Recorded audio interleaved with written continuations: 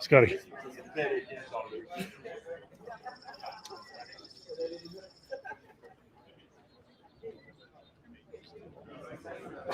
What'd you get? Okay.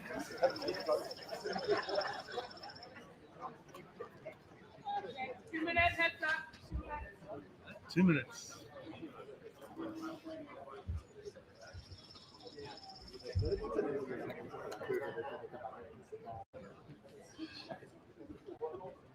Rollerblades and goalie pads. The Oilers jersey would be an interesting touch.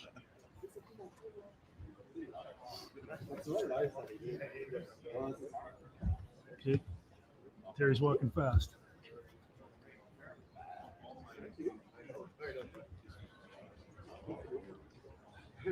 Exactly. 30 seconds.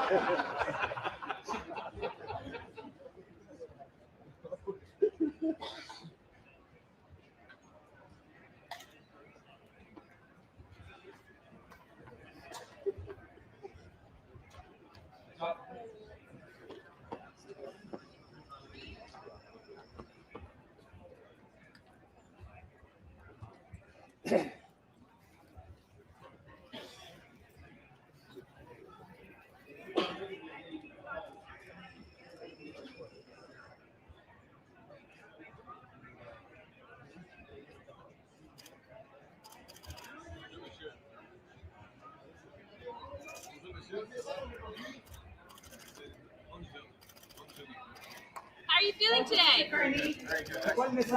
Ready to go. Lots of changes, eh? Come on, do something. That's all sure.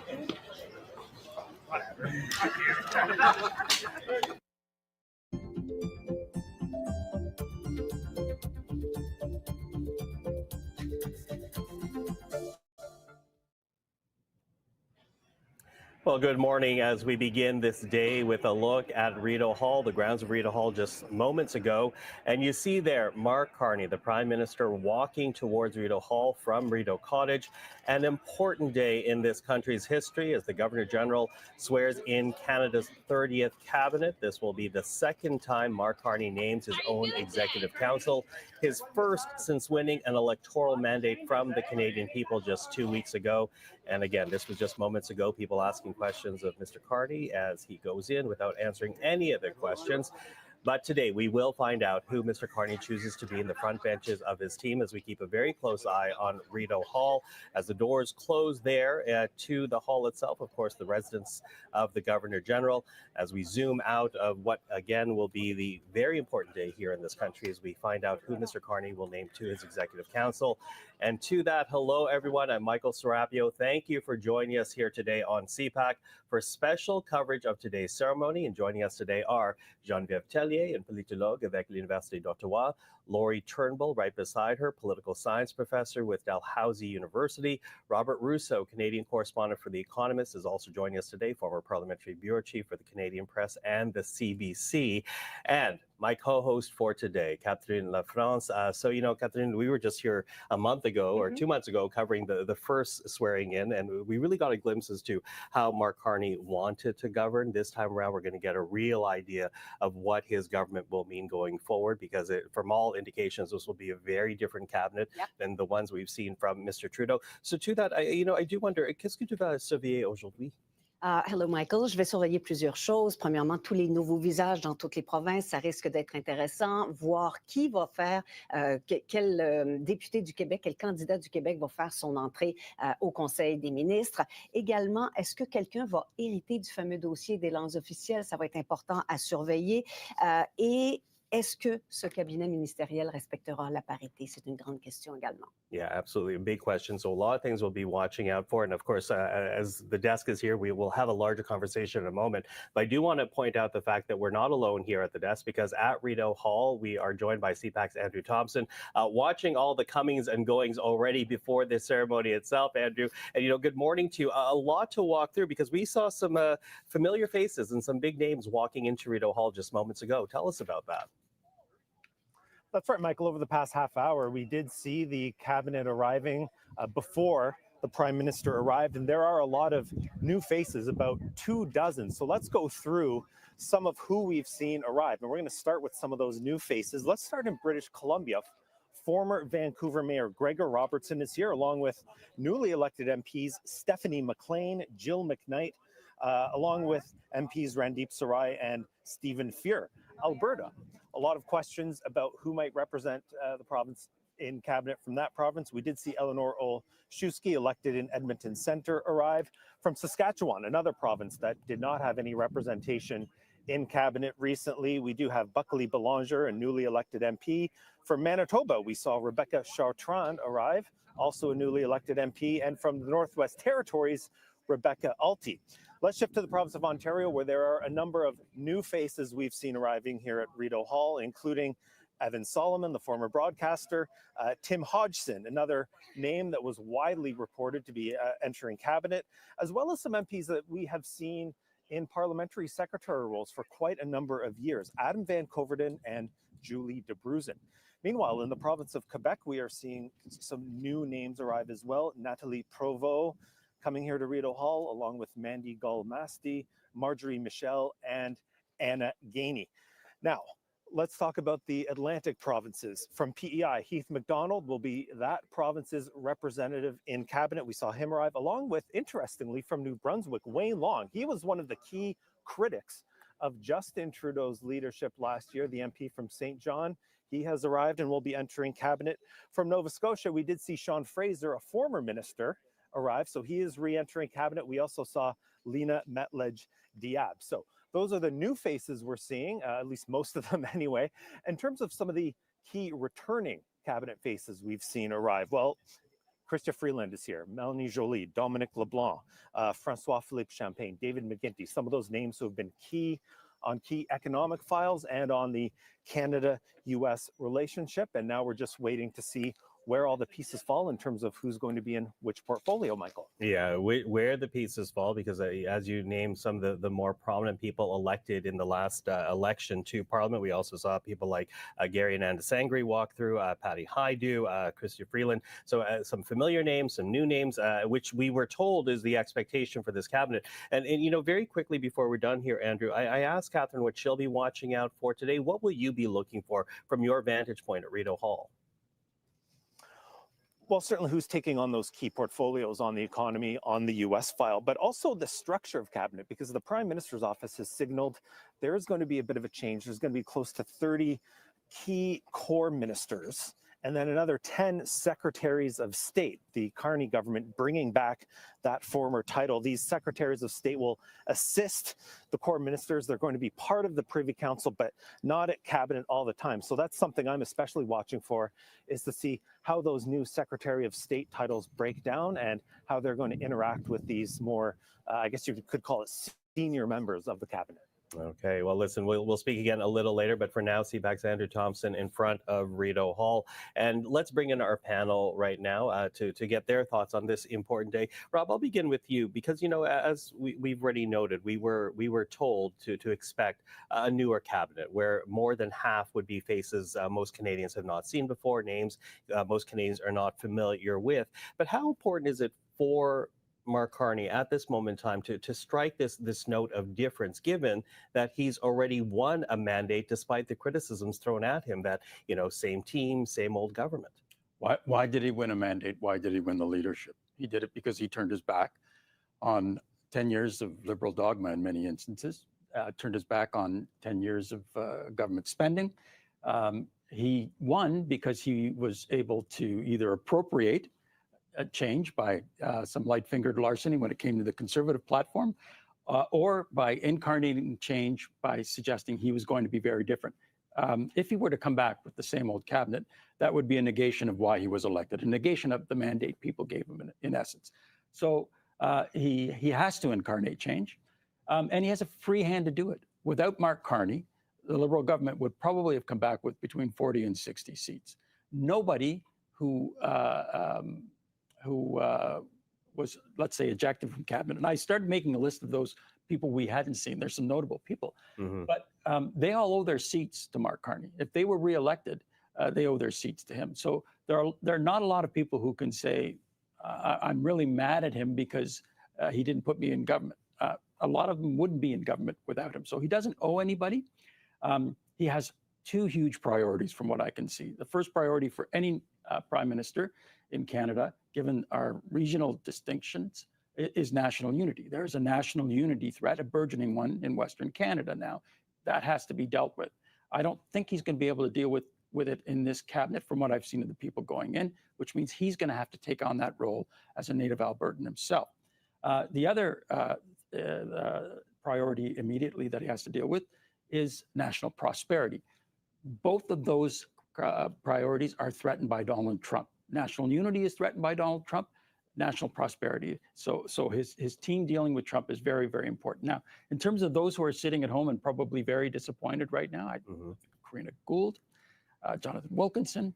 I didn't see Bill Blair going up there. I don't know if anybody else saw Bill Blair either. Yeah. So there are a lot of cabinet heavyweights from the Trudeau era who are going to be sitting at home. And probably disappointed that the phone didn't ring over the weekend. Okay, listen, I'll rewind to that in a moment because I think the who's not there is certainly a point of discussion to be had. But let's stay with this idea of striking a different tone, Laurie. How, you know, we heard what Rob had to say about the importance of striking a different tone for the Prime Minister with this cabinet. What would you say to that? I agree with everything Rob said. I mean, he couldn't come back with the same team and make it look like nothing had changed. And the only thing that changed was him, even though he's the big change. Like, to me, the focal point is Mark Carney. And there's a lot of interest, of course, always in who's going to be in what position in cabinet. But he's the one who has the mandate, who has completely revived the Liberal project in a very short period of time when, as Rob said, they were walking into a messy situation until Trudeau left and Carney came on. And so what's interesting is going to be interesting to me is how does he actually govern? Like, what's going to be the style of governance? Is he going to take this on like a kind of CEO where he delegates things to ministers? They're very responsible for what they're going to do. They have to come back to him with a result. Is he going to bring things closer to him? What's going to be the style in terms of how he runs cabinet meetings? I mean, of course, we're not sitting inside those rooms, but I think his approach to governance is going to be extremely different than Trudeau's. Trudeau was the let's have everybody around the table, everybody is equal, everybody gets to talk to every issue in cabinet, whether they're the minister or not. And I just don't see Carney following that same blueprint. So we'll find out some of this stuff today, but I think it'll take a little while longer to see how his cabinet will actually work. Well, and I think we also have an early indication because, you know, unlike past cabinets, not a lot has actually leaked out as to who's going to be. Like, a lot of our speculation has to do with the fact that of who we've seen in the last 30 minutes walk up to Rideau Hall before we went on air. So really, it's a tighter ship already than what was there before. But, you know, Rob was talking about, you know, the Liberal project, the people jumping onto it. And of course, we saw Quebec do that, the Bloc Québécois essentially losing votes to the Liberals in Quebec. So in terms of how important or why it is important for the Prime Minister in this moment, to strike a different tone, what would Geneviève say about that as well? Ben, je suis vraiment d'accord avec nos collègues. Évidemment, il a besoin de faire table rase presque par rapport à l'ancien gouvernement, ça c'est sûr. Il faut qu'il démontre qu'il va gouverner avec un nouveau cabinet ministériel. Cependant, est-ce qu'on peut, dans une période d'incertitude comme celle-là, je ne sais pas si vous allez être d'accord avec moi, Geneviève, est-ce qu'on peut tout changer? Sûrement pas, d'autant plus qu'il y a dans les anciens ministres des députés du Québec. Je pense à Mélanie Joly, je pense à Stephen Guilbeault, bon, etc., Champagne. Donc ça, c'était des piliers, en particulier Champagne et Joly. Est-ce qu'il pourra s'en débarrasser? Je ne suis pas sûre, Geneviève. Et on sait qu'il doit beaucoup au Québec parce que c'est en partie grâce au Québec que Carney a obtenu sa victoire. Donc, est-ce qu'il va conserver ces ministres-là? On imagine que oui. On imagine que oui, puis il y en a certains qu'on a vus déjà arriver à Rideau, alors ça nous donne une indication qu'ils seront là. Le changement dans la continuité, oui, je suis d'accord avec ce qui a été dit pour ce qui est du changement, mais en même temps, ça nous prend quelques personnes qui ont de l'expérience. Il ne faut pas oublier que Mark Carney n'a pas d'expérience politique. Alors, ça prend des messagers qui vont pouvoir expliquer aux Canadiens ce que le premier ministre a l'intention de faire. Puis dans les changements aussi qu'il va devoir faire, c'est beau dire je vais changer pour m'écarter du cabinet Trudeau, mais en même temps, il faut que je dise à la population qu'ils ont voté pour le changement et voici ce que ça va donner en termes de mon équipe. Alors, ce n'est pas juste le message auprès des analystes, c'est aussi le message auprès des Canadiens eux-mêmes et leur dire, vous avez bien fait de me faire confiance parce qu'effectivement, moi, je vais changer. Voici ma nouvelle équipe qui va ressembler à, c'est ce qu'on va voir tantôt. J'imagine qu'il va y avoir une grosse composante économique, c'est ce qu'on va attendre aussi. Mais oui, ça va être intéressant de voir. Il y a bien des gens qui disaient qu'il va être un peu comme un équilibriste à jongler entre l'ancien et le nouveau. Ce ne sera pas nécessairement facile. Well, absolutely, and we'll see how that actually plays out. And actually, that brings up an interesting point, Rob, because whenever you choose a cabinet, and here we have 170 Liberal MPs from which the Prime Minister could choose from. Not to mention the fact he could also reach out to the Senate if he wanted to. But in terms or of the opposition benches, well, we haven't seen that. Although there was speculation that there might be some floor crossing. We haven't seen that quite yet. So, but I will ask, because Catherine mentions this idea of having to create this balance between the old and the new, and that necessarily creates potential conflict for this new government because there will be senior ministers that will be left out of this cabinet. How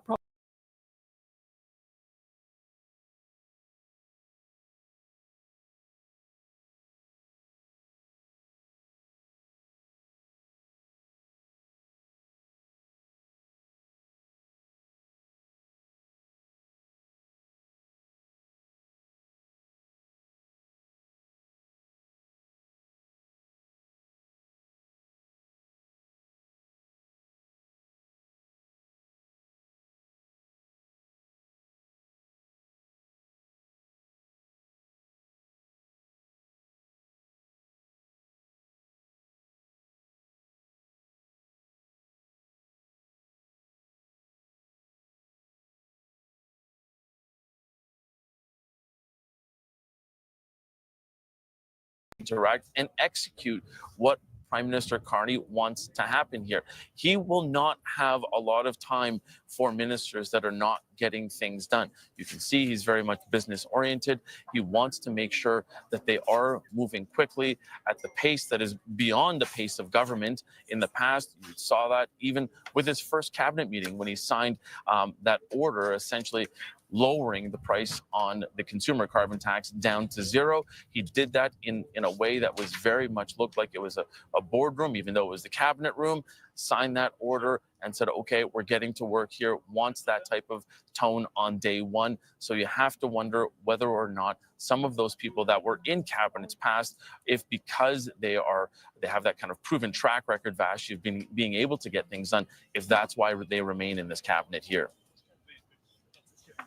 Ever so slowly, the room you're looking at on your screen is beginning to fill up with people who are in attendance for the cabinet swearing in, scheduled to get underway fairly shortly. The room will be full of people who are both going to be a part of cabinet, but also their families who are here for this moment, for this swearing in as well. Mike, I know you've been having a lot of conversations with people in the Prime Minister's office over the past few days. What have they telegraphed to you about how significant they feel these decisions and this presentation today will be for them?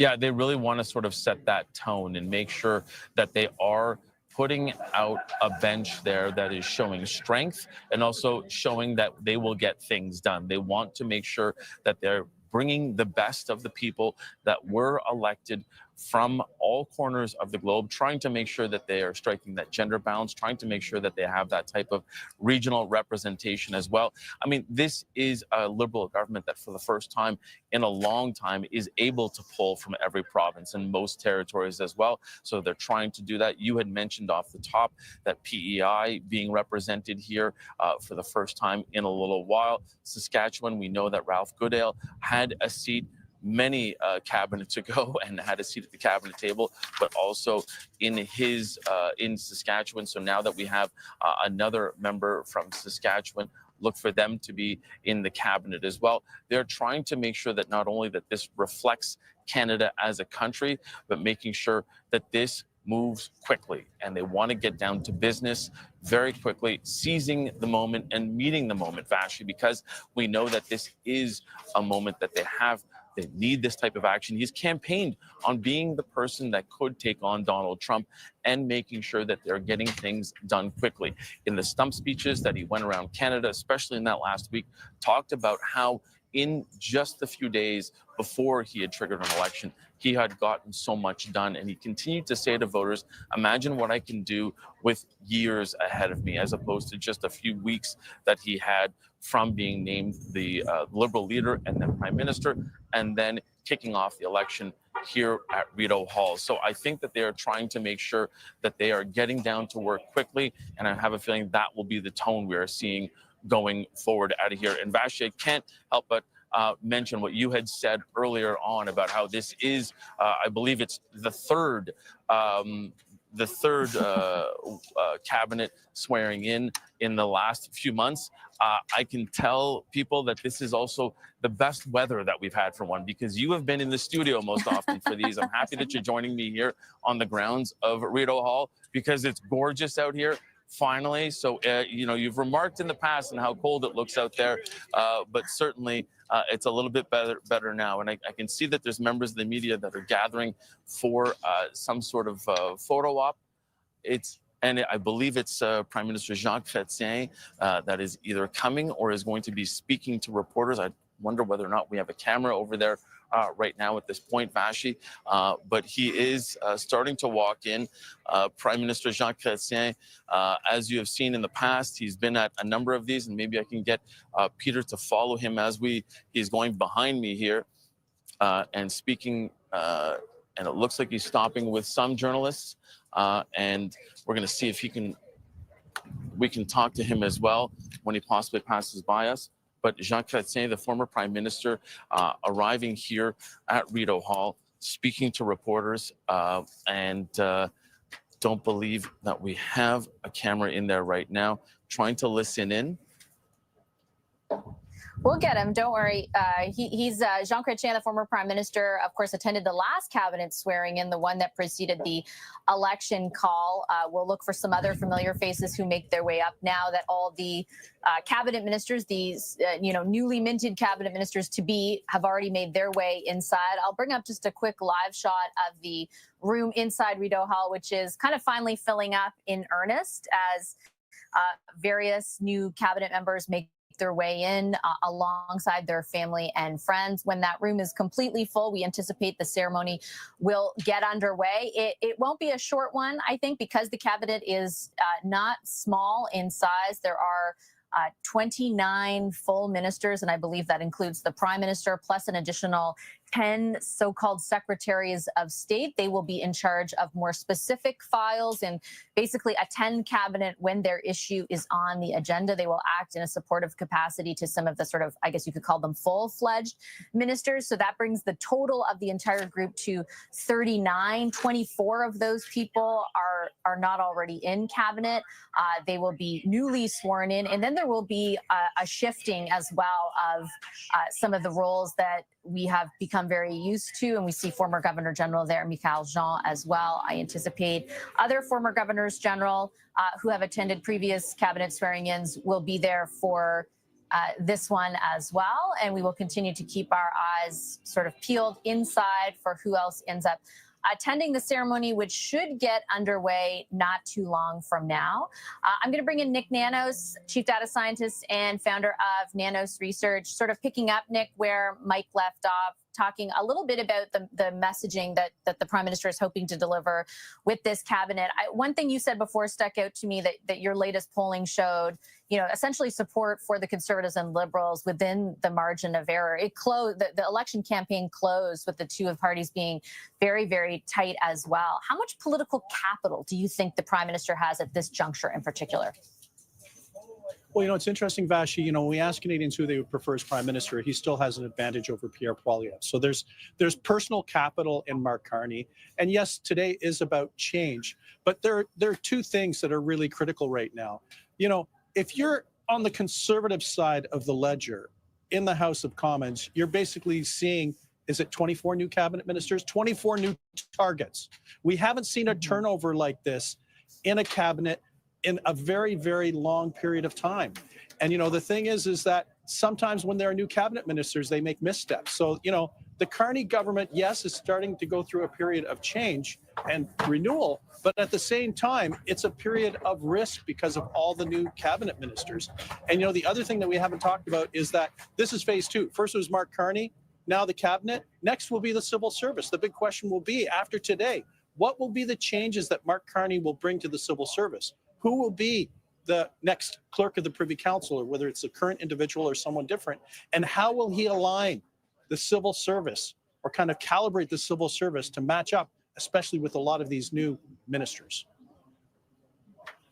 What do you think Canadians have an appetite for right now? Like, what are they looking for from this government based on the campaign, but also what you know from being in the field? I think what they're looking for is cooperation. And actually, we did do a survey with CTV News that suggests that about 7 out of every 10 Canadians wanted to see more cooperation, especially between the Conservatives and the Liberals. Canadians want to see cooperation between the Conservatives and the Liberals in this time of crisis when we're dealing with the Trump threats. They also want to see a better relationship between the federal government and the provinces. So this isn't a time for partisanship. This isn't a time for gamesmanship. This isn't a time to kind of to play political games. I think what they're looking for is a workmanlike government focused on jobs in the economy and managing the bilateral relationship, and seeing something different in the House of Commons. Because you know what, Vashi, you've had a front seat to the toxicity that we've seen in the House of Commons. Will it be the same as before, or will there perhaps be a different tone because of the threats and the stress that the Federation is under right now? What do you think those dynamics will be like? Because I think all the parties are saying that they're going to, they're at least open to cooperation, particularly on the issues that we're facing vis-a-vis the United States. But you're right, I've had a front row seat to the opposite. This is certainly a unique time contextually, but at the same time, are they going to be able to, I guess, depart from what they're used to being like? Well, I think for the Conservatives, we have to recognize that this cohort of Conservatives is among the most effective in the House of Commons as a party that we've seen in a very long period of time. They for all intents and purposes, they created the condition for Justin Trudeau to kind of step down as leader. So, the Conservatives are not going to change in terms of their role within the House of Commons, but I think there might be an opportunity for a change in tone for both of the parties. And maybe the first step was Mark Carney when it came to the potential by-election or opening up a seat for Pierre Poilievre to re-enter the House of Commons, and him saying he's not playing any games. He'll open up a seat and be happy to call a by-election whenever Pierre wants one. Perhaps being the first step in having a different type of relationship between the two front-running parties and the two leaders, at least in the short term. I think we'll have more of a cordial parliament in the short term, but then all bets are off as kind of we get to the countdown. And I hate to say this, Vashi, the countdown to the next federal election when they might be, because we do have a minority government right now. No, you're absolutely right. It remains a distinct possibility. You're looking live inside the room at Rideau Hall, where cabinet will be sworn in fairly shortly. Some of the dignitaries who are there, former governors general Adrienne Clarkson and Michaëlle Jean, and then to the right there of your screen, that is Adrienne Clarkson's husband. Lots of sort of former politicians and governors general. It is traditional. There's former Governor General David Johnston, for example, traditional for them to attend this ceremony. Many Indigenous leaders, I saw Nat and Obed as well, who are there to sort of preside over or to watch what's taking place. And there he is, former Prime Minister Jean Chrétien, making his way into the crowd to watch the ceremony unfold as well. Corey Tonight, Scott Reed, and Kathleen Monk are alongside us for the ride this morning as we await the formal part of today's program. Kathleen, I'll pick up on what Nick was talking about, because one dynamic we haven't spoken a lot about is the NDP. 7 members, no official party status. They've said that they're going to ask for official party status. Do you think that they're going to be able to get it as we watch this room fill up? Well, they're going to make the case strongly that they still represent 1.2 million Canadians' votes, and that they are a going concern because of their presence, obviously, in government and in opposition in the provinces. But I'm not sure if they actually need to get official party status, or if they just need to have the resources allocated, which could be done, between the parties themselves in committee. The question is, does the party need to be on committees? What kind of research supports that it needs? New Democrats are going to have to make the case to both Liberals and Conservatives that they should be on those committees and have a voice in question period. I think the election of interim leader Don Davies is a really smart one. Out of the 7 MPs elected, he has good relationships with MPs on both sides of the aisle, so he can both reach across to Conservatives and to Liberals to make the case. He obviously was critical in the negotiations around the confidence supply agreement in regards to pharmacare and dental care, because he was health critic at the time. So I do think that there's a chance, but New Democrats have a lot of rebuilding to do. First, an examination of what went wrong in the campaign, and then creating the rules and criteria for the next leadership race that could conclude in 2025 or might even bleed into 2026. In my opinion, the Liberals are going to have a pretty long runway in terms of a honeymoon. The Bloc has guaranteed that by basically saying they'll support them, no questions asked, almost for the first year. So New Democrats are going to have to wait for the tarnish to kind of start to build on Liberals. So whether we elect a new leader in 2025 or whether it's 2026, I think that the most important thing is to rebuild the party, get back to focusing on what voters care about, talking more to voters than internally to one another. Just saw Chief of Staff to the Prime Minister and former Minister himself and MP Marco Mendicino take his seat. A number of the Prime Minister's staffers have made their way in. We do anticipate within the next 10 minutes the ceremony will get underway. You're looking live at some of the former Governors General, Adrienne Clarkson, Michaëlle Jean, and David Johnston, who are greeting former Prime Minister Jean Chrétien, all of whom are in attendance to watch the ceremony take place. We will carry all of it for you live. Corey, I wanted to ask you also about sort of this, I guess, this ever-evolving dynamic that will bleed from today into cabinet. We do anticipate we'll hear from the leader of the Conservative Party, Pierre Poilievre, a little bit later on today. How do you anticipate Conservatives' posture or sort of position themselves against this news cycle, which is largely driven now by all these kinds of announcements? I think you want to take your time a little bit in terms of ramping up the partisanship.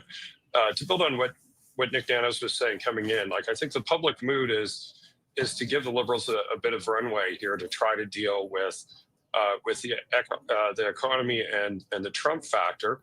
And I think on both of those issues, which affordability, I guess, being the third, maybe crime, but on a number of them, there's actually a lot of commonality between the Liberal platform that Carney ran on, as opposed to the Liberal government record under Trudeau, and what the Conservatives themselves had been advocating for, whether it's things like bail reform, whether it's things like resource development and pipelines and resource corridors, whether it's issues related to standing up to Trump. I think there's a lot to work with in which the Conservatives can give a bit of runway to the Liberals and then see what it is they do with it.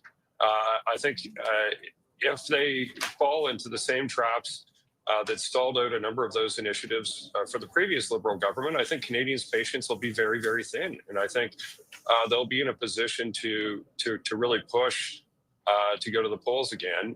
But I don't think that's like a 6-month project. I think that's a 18-month project. And so giving them a little rope and seeing whether they they do something constructive with it or whether they hang themselves is probably a good strategy. I'll also be very interested to see what they do with the NDP. To the question you asked, Kathleen, there's some advantages in giving party status to the NDP in terms of committee structure and in terms of having some discipline in the NDP caucus, which I think is quite fractured at the moment. There's a benefit to the Carney Liberals in doing that. I think there's also benefit in not giving them that. Certainly a more two-party race in the federal election was very much to the Carney Liberals' advantage. And so maintaining that for a longer period of time has its advantages too. So I guess it depends whether you're focused on making life easier for yourself in the House of Commons and in committees, or whether you're wanting to make life easier for yourself potentially in the next federal election, because I think it takes you in two different directions depending on which one you're focused on. You are looking live inside Rideau Hall, where any moment now the swearing-in ceremony for Prime Minister Mark Carney's new cabinet will get underway. His wife, Diana Carney, there greeting the former Governors General and former Prime Minister Jean Chrétien, some other members of the Prime Minister's family. We await the entrance of the new cabinet ministers, new secretaries of state, and the Prime Minister himself. Scott, we're sort of all talking about what Parliament might look like, what the messaging around cabinet is. I think it all speaks to the question that I posed to Nick a little bit earlier, which is like, what kind of political capital at this moment in time do you think the Prime Minister has, and how do you anticipate he spends it? I think he will spend capital. I don't think that he is an incrementalist. I don't think that he is going to husband capital and think about how do I make certain I avoid an unfavorable vote in the House of Commons. I don't think he's scared of his own shadow. To me, I've said this before, but I keep coming back to this thing that Carney said early in the leadership campaign, where he said, no crisis, no Mark Carney. And I really think that is his perspective, that he has an opportunity here because there is a sense of crisis in terms of our relationship with the United States and the economic and security changes that begs, that he can do things that lots of other prime ministers might not have been able to do, that a time of crisis permits a certain degree of radical action. And I think he's comfortable with making those decisions and moving in that fashion. So I think he looks at this as a 16 to 18-month window before Canadians say, I'm going to withdraw that permission. You are no longer actually going to be given license to do big things in a fast and rapid fashion. So I think you're going to see him move rapidly. I think he's going to be less anxious about what happens in the House of Commons and how votes may fall. He won't be reckless, but I think he's going to feel that he pretty much has a working majority, and I think he's going to move. And I think some of these choices suggest that. This is not a timid cabinet where you're afraid. I mean, he's put a lot of newcomers into substantial new portfolios. And as Nick said, sometimes rookies make mistakes. He doesn't appear to be all that anxious about it. It seems to me that this guy is going to put it to the mat.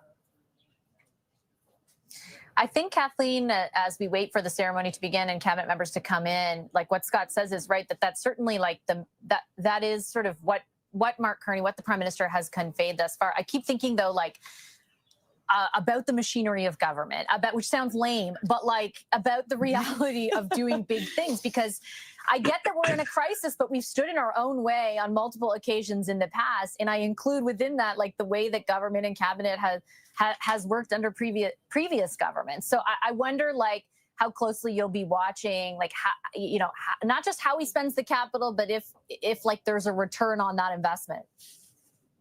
Yeah, and it is really geeky, but I will be looking at how he actually structures cabinet committees, and how the Carney government wants to look at any kind of consultation, especially with stakeholders, whether it's energy or elsewhere, that require regulation, and how he will do that. Remember, in 2015, 9.5 years ago, when Trudeau was sworn in and he brought in his new government, there were wide swath changes, not only to how cabinet committees were structured, but how he sent out mandate mandate letters that required all of his ministers to actively consult with different stakeholders that the Conservatives under Stephen Harper completely rejected. So Trudeau asked his ministers, you must speak to labor, you must speak to women's groups, you must speak to, commerce, corporate world, speak to these people in the process of doing these decisions. But what I think that we'll see in Carney is really a prioritization more on execution than process, because we have,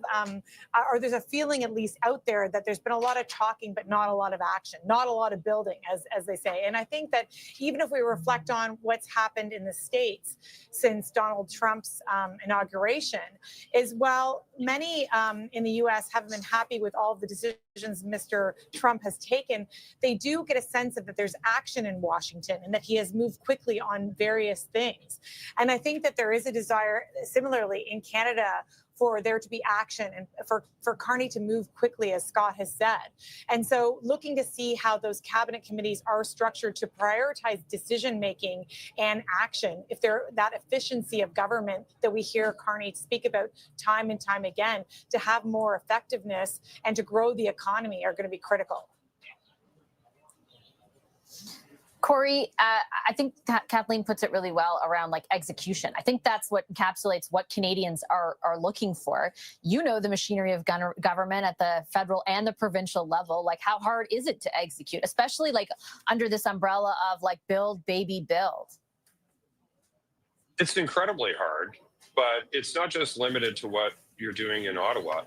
For any of these big projects that Carney's talking about in the resource sector in particular, it requires an incredible amount of cooperation with provinces and also with First Nations. And so it is complicated. And Ottawa, it's like turning a battleship or whatever the saying is you want to use, like nothing happens quickly. I think it's an advantage that Carney has a lot of experience in that area. I think he'll be probably more challenging and more demanding, as Scott has put out, as a boss. And I think that'll be to his advantage. But that's not the only thing you need to have in alignment. Like you really need to have cooperation with the provinces to get any of these things done. Resources are a provincial jurisdiction at the end of the day. We'll see what happens with C-69, but irrespective of whether they amend it or whether they repeal it, the Supreme Court has largely gutted it and saying that approvals are predominantly provincial jurisdictions. So to get all of this stuff done is going to require a lot of diplomacy with other levels of government and with First Nations. So, if it were easy, these things would have been done a long time ago. And, we'll see how that works. I think it's encouraging that it appears that we're going to have some of the better players in terms of working with others at the provincial level, maintaining roles in that area, whether it's Dom LeBlanc or Chrystia Freeland, and that some of the people who've been impediments to that, either out of cabinet altogether, like Wilkinson, or sidelined to the cultural side of the equation, like Guilbeault. So I think it appears that the accomplishing things and getting it done and working with others side of it is coming to the fore. We'll see how they execute. Do we, and I think the ceremony will get underway momentarily, Scott, how important is today, like the selection of these people to delivering on what Corey just spelled out? And I may have to interrupt you to listen in, but I'll throw it your way. I think it's important, obviously, but I think two other things are going to be important. One, what does the Prime Minister say about his priorities and the concentration of his agenda? How does he make certain that he signals it's focused as opposed to sprawling? So I'll be watching for that when he speaks. And the second thing is public service. Who does he put in charge? Does he recruit a couple of new deputy ministers? Does he recruit other people that have a demonstrated ability to execute on big projects and bring them in as special advisors, people that can help the public service move on? Does he keep the clerk? All of these questions I think are going to be vital. Also answering big fundamental question, which is, can he achieve the things that he's made it pretty clear he'd like to achieve? And, it's not just one lever. Cabinet is one lever. Priorities and focus you bring as Prime Minister, the way you use that office and the platform, and then finally the way in which you enable and activate and incentivize the public service. You're listening now to the start of, the instructions, I should say, to the crowd who have gathered for the swearing-in ceremony, which is scheduled to get underway. I just want to tell you a little bit as Cabinet makes their way in, and there they are. The doors are open. They are making their way inside the room right now. As they do so, we will take you live through the ceremony in its entirety. We anticipate shortly thereafter the ceremony, Prime Minister Carney will step outside the doors of Rideau Hall and take questions from the reporters who have assembled here, and I can tell you there are many who are here. We don't anticipate that we will hear from individual ministers at least at this point in the day. Begin today's swearing-in ceremony. But the Prime Minister will take questions. Welcome the ministers. We'll listen in for a bit. Ministers designate, Secretaries of State designate, the Prime Minister, Their Excellencies, the Governor General of Canada, and Mr. Whit Fraser. Pour débuter la cérémonie, veuillez vous lever pour accueillir les ministres désignés, les secrétaires d'État désignés, Secretaries of State designate, the Prime Minister, and Their Excellencies, the Governor General of Canada.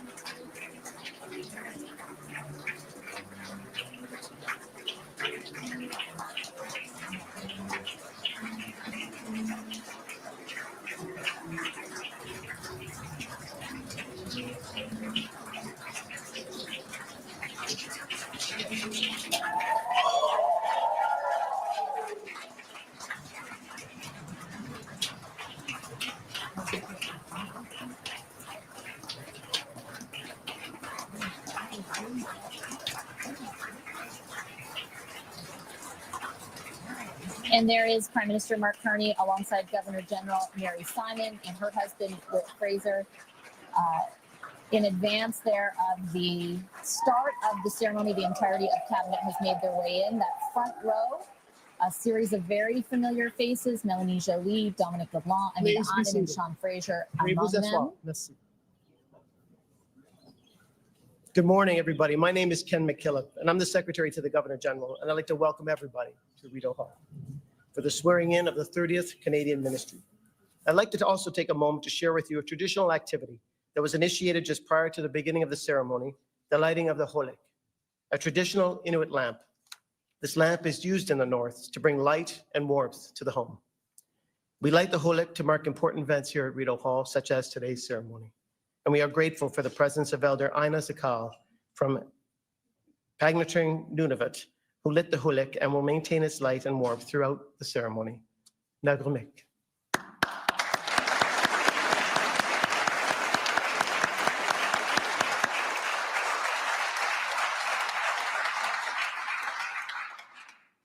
I'd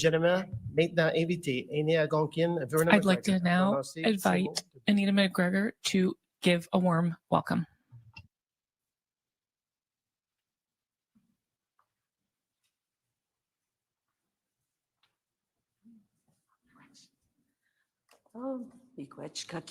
Bonjour tout le monde. Hello everybody. This is like a reunion, our bi-monthly meeting. I'd like to welcome you to our traditional unceded lands. And for those of you who don't know what unceded means, is that we never signed treaty. And this goes back to the Royal Proclamation of 1763. So when I come here too as well, I find it very special because this was an important meeting place too prior to contact. And we would meet and talk about what's going on the land, similar to what we're doing and the responsibility that all the ministers in the cabinet have today. I also bring my eagle feather. And our understanding is the eagle soars highest and has a higher view. And that's also the responsibility also of governance, to have a higher view, to project, because we're also here for the next 7 generations. And one of the biggest teachings too as well, I always bring this as the spider, the interconnectedness of everything on the land, but also as a global nation too. So one of the biggest teachings too is what we do to the earth, we do to ourselves. So that's a big responsibility. So I'm going to honor our ancestors with a little prayer to welcome everybody. And I say, miigwech. Onje negashki tocha ma ndose konshe no go ma me kakina pamats jiktin as well gonje shwen shnon in abiges miigwech onje kakina gagishan don onje mam de gen in the kimenon shkaki question kason in the kimenon we do kakina pamats jik konje na gdwa dan kakina guchin in the kimenon miigwech onje kakina ete kishigo kisis to be kisis ashajunang shak we do kono kusnon onje na gdwa dan kakina guchya nibi ashiz nimishom sinan onje nagdo amdan kakina guchia pamad sajik ashij we do kwa kakina pamad sajik en abiges mi gachonje na seven kagimi jin chimino pamad sian we do kwa kakina mam de geda shal kusajik mam de ge we do kwa kakina ninjino en daganak mam de ge nimishom sinan gok misnana shijne dabano jishak kam mam de ge kamashedin as well goje shwen mishnon ashij we do kwa kakina we snajik the magasajik akasajik kaye we mi god wajik no gom chuana ki watch ashij chimino pamatsu watch mi gwech. And again, as I said last 2 months ago, mi gwech thank you in Algonquin, and I say it 4 times because this area is so special because it's the confluence of the rivers coming together, and it reminds us too as well that we also, our responsibility is balance, and the balance of the elements and the interconnection of everything. So miigwech and congratulations to everybody. Merci.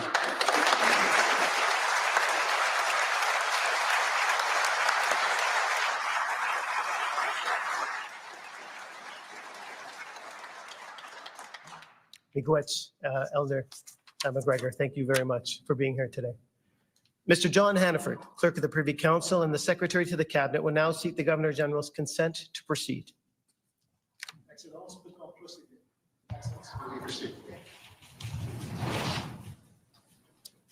Now that the Governor General has given approval, we will proceed with the swearing in of the 30th Ministry of Councils. Will please come forward as they are named.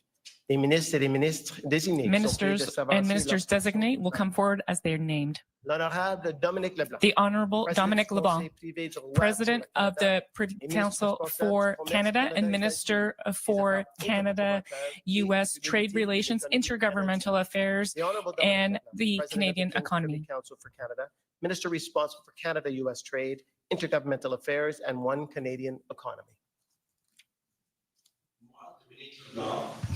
I, Dominic LeBlanc, do swear qu'au mieux de ma compétence et de ma that to connaissance, the best of my j'exécuterai knowledge and loyalement et abilities, fidèlement I les will pouvoirs et je m'acquitterai des truly and responsabilités faithfully qui m'ont execute the été powers confiées and en trust qualité reposed de in me président du as Conseil privé du President roi of pour the le Privy Canada. Council of the King's Ministre Council for Canada, Minister commerce, responsible Canada, for Canada-US trade, des affaires intergovernmental affairs, de l'unité and One Canadian economy. I, Dominic LeBlanc, do solemnly and sincerely promise and swear that I will truly and faithfully and to the best of my skill and knowledge execute the powers and trusts reposed in me as President of the King's Privy Council for Canada and Minister responsible for Canada-US trade, intergovernmental affairs, and one Canadian economy. Too high.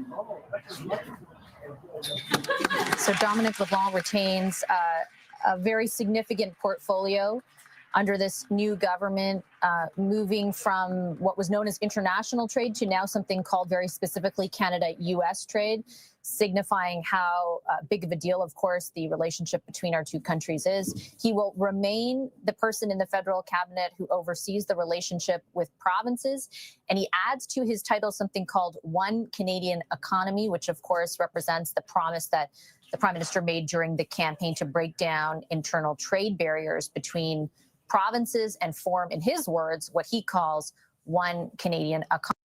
Dominic LeBlanc retaining a very significant portfolio in that respect, largely focused on what's going on with the United States and our own Canadian and economic response to the tensions with our neighbor. The Honourable Melanie Joly, Minister responsible for Economic Affairs of the Quebec region.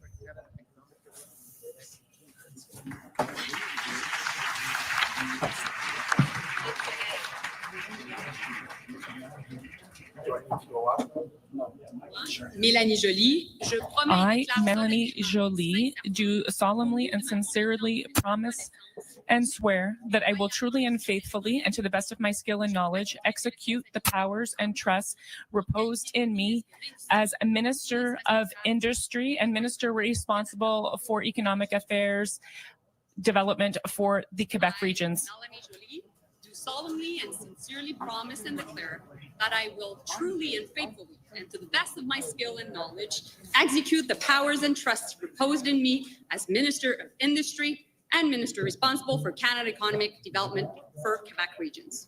That's good. Thank you.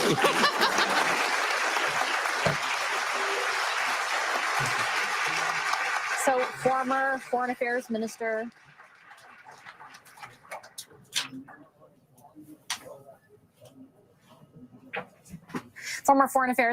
Melanie Joly there alongside the Governor General and Prime Minister. She moves from Foreign Affairs to Industry, effectively a swap with Minister Anita Anand, who moves over to the portfolio of Foreign Affairs.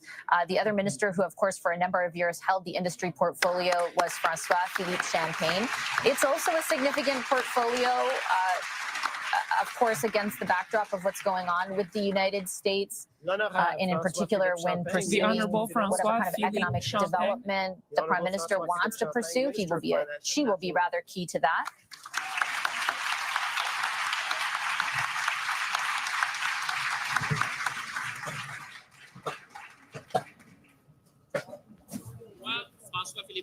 I, François-Philippe Champagne, do solemnly and sincerely promise and swear that I will truly and faithfully, and to the best of my skill and knowledge, execute the powers and trusts reposed in me as Minister of Finance and National Revenue. I, François-Philippe Champagne, do solemnly and sincerely promise and swear that I will truly and faithfully, and to the best of my skill and knowledge, execute the powers and trusts reposed in me as Minister of Finance and National Revenue.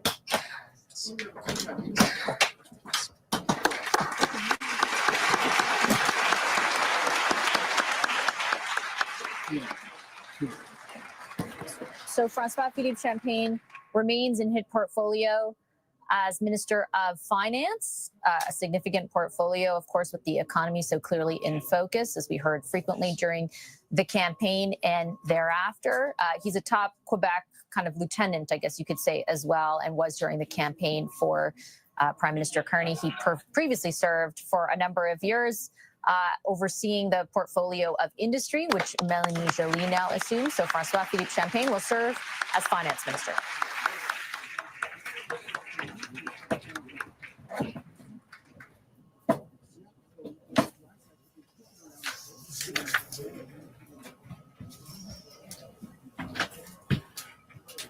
The Honourable Indira Anita Anand, Minister of Foreign Affairs. Honorable Indira Anita Anand, the Minister The Honourable Anita Anand, Minister of Foreign Affairs.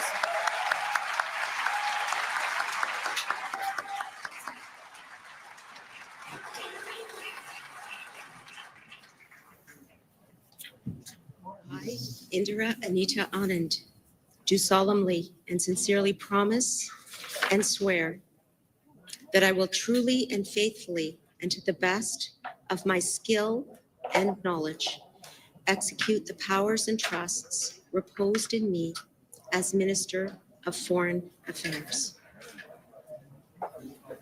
Moi, Indira Anita Anand, I, Indira Anita Anand, do solemnly and sincerely promise and swear that I will truly and faithfully, and to the best of my skill and knowledge, execute the powers and trusts reposed in me as Minister of Foreign Affairs.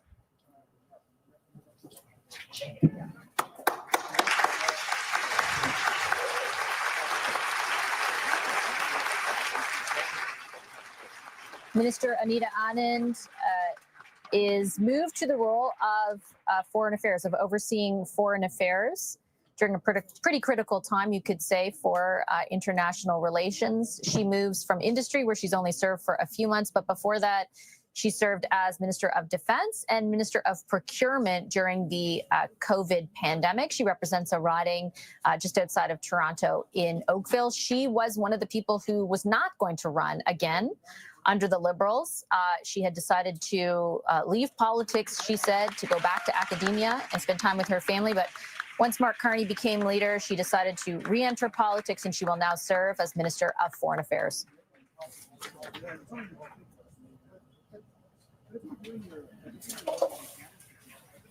The Honourable Patricia Haidoo, Minister of Jobs and Families, Minister responsible for the Federal Economic Development Agency for Northern Ontario. Honorable Patricia Haidoo, Ministre de l'Emploi The et des Honourable Familles, Patricia Haidoo, Minister of Families for Economic Development of Northern Canada.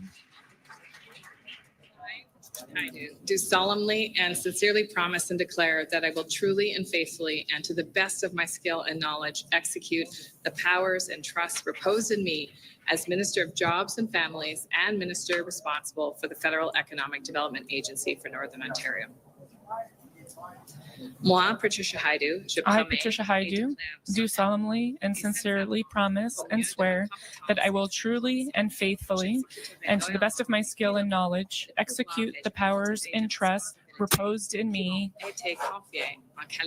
as Minister of Jobs and Families and Minister responsible for the Economic Development Agency for Northern Ontario.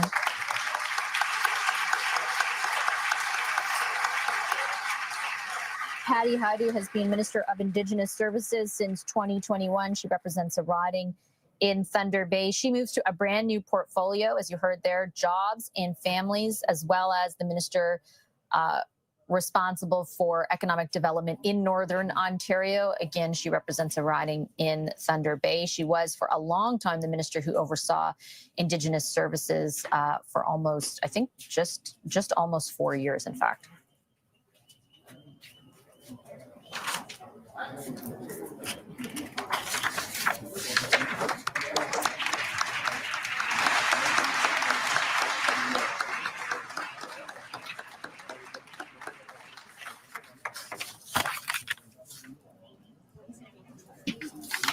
L'Honorable Stephen Guilbeault, Ministre de l'Identité. The Honourable Stephen Guilbeault.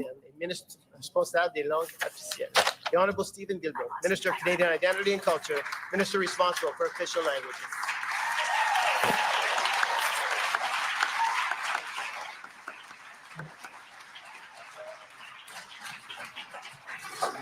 Moi, Stephen Guilbeault, je promets et déclare solennellement et sincèrement qu'au mieux de ma compétence et de ma connaissance, j'exécuterai loyalement et fidèlement. Stephen Guilbeault, do solemnly and sincerely promise and swear that I will execute the powers and trusts reposed in me as Minister of Canadian Culture and Minister responsible for official languages.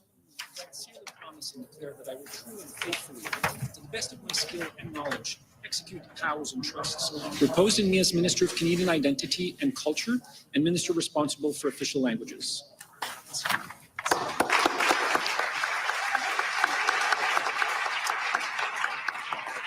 Environmentalist Stephen Guilbeault keeps his portfolio that he received just before the election as the Minister of Canadian Identity, and Culture. But that is, of course, a significant departure from the role he served in for a number of years overseeing environment and climate change. So he remains in cabinet, however, not in the capacity that he used to for those years in environment or climate change, instead focused on what he had been tasked with just before the start of the election campaign. He will oversee what is being called Canadian Identity and Culture. He'll also be the minister responsible for official languages. Justice, Attorney General of Canada, and Minister responsible for the Atlantic Opportunities Agency. L'honorable Sean Simon Fraser, Ministre de la Justice. The Honorable Sean Simon Fraser. Et ministre responsable de l'Agence Promotion économique de Canada Atlantique.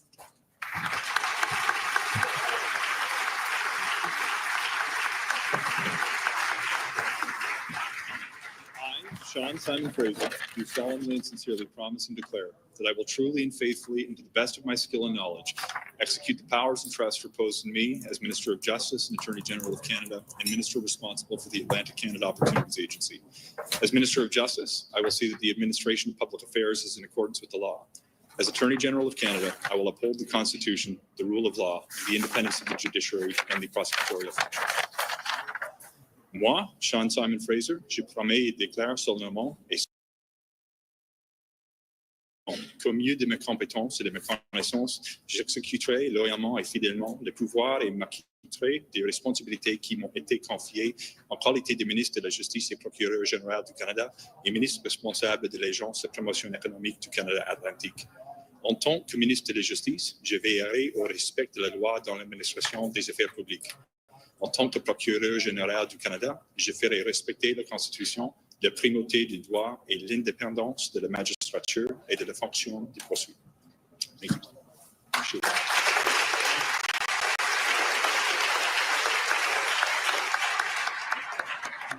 Sean Fraser has represented the riding of Central Nova out in Nova Scotia since 2015. His story kind of another unique one in parallel to Anita Anand. He had decided not to run again in this election. And then once Mark Carney became leader of the party shortly thereafter, he announced that he would in fact run again. He held a number of significant roles under the Trudeau government, including the Minister for Immigration. And then at a time when the government had decided to focus on the plight of young Canadians to be able to afford a home, he oversaw the housing file. Once again, though, he had thought that he would, or he had said he was not going to run again, and in fact is now running and becomes the Attorney General and Justice Minister for the federal government.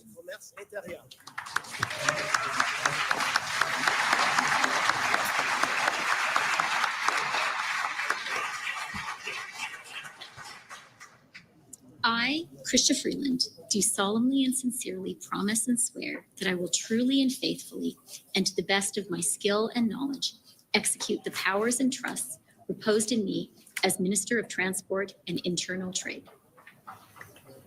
Moi, Chrystia Freeland, I, Chrystia Freeland, do solemnly and sincerely promise and swear that I will truly and faithfully, and to the best of my skill and knowledge, execute the powers and trusts reposed in me as Minister of Transport and Internal Trade.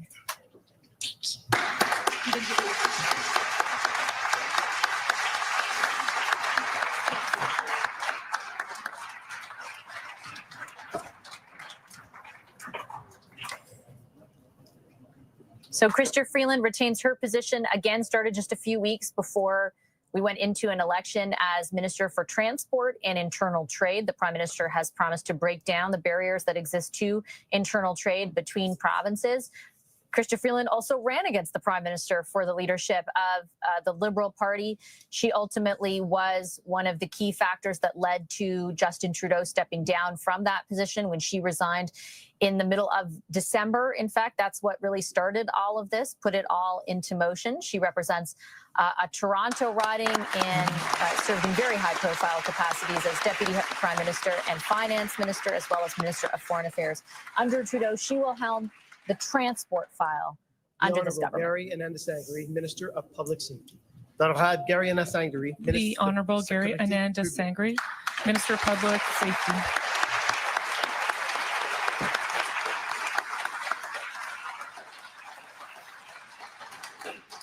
Moi, Gary Ananda-Sangari, je I, promets Gary et jure Ananda-Sangari, solemnement do et solemnly and sincèrement sincerely que mieux promise que ma and compétence swear et ma connaissance, that I will j'exécuterai truly and loyalement et faithfully, fidèlement and to the best of my skill and knowledge, execute the powers and trusts reposed in me as Minister of Public Safety.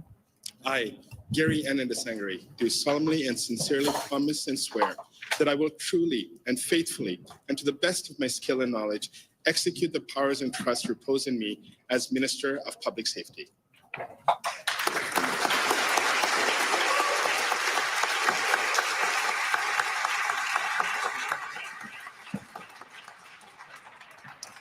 Gary Ananda-Sangari, also from the Greater Toronto area, just east of Toronto, represents a Scarborough riding. He was named to cabinet or was part of cabinet at dissolution. He was the Minister of Justice and Attorney General at that point. He has now moved over to the public safety file. Sean Fraser, who you just saw a few moments ago, takes over as the Minister of Justice, and the Attorney General of Canada. So Gary Ananda-Sangari becomes the Minister of Public Safety, taking that role over from David the Honourable Richie Valdez, David Minister McGuinty, of Women and Gender who becomes Equality and the Minister Secretary of State, Defense. Small Business and Tourism. Honorable Richie Valdez, Ministre des Femmes et de l'Égalité des Genres et Secrétariat d'État, Petites Entreprises et Tourisme. And Secretary of State for Small Business and Tourism.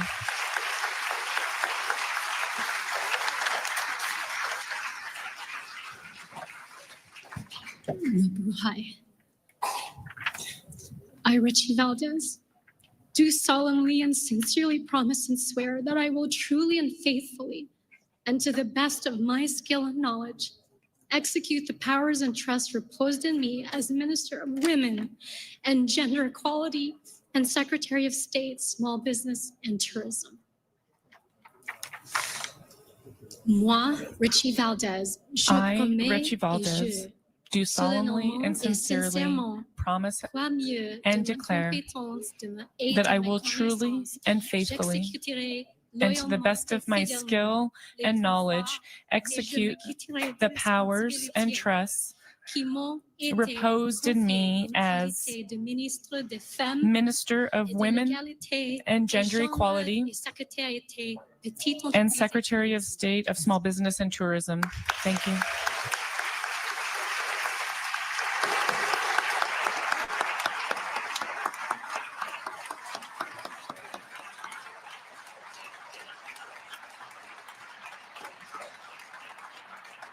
So Richie Valdez there, an MP for, again, a Greater Toronto Area seat in Mississauga, becomes the Minister of Women and Gender Equality. That was a role that had been excluded from the first cabinet just ahead of the election campaign that Mark Carney formed. It has now, it appears, been reinstated. She also becomes a Secretary of State overseeing small business and tourism. She was the Minister for Small Business under the Trudeau government, and now it looks like those are being that is being combined with tourism in a Secretary of State role. Her ministerial role, I should say, will be to oversee the file of women in gender equality.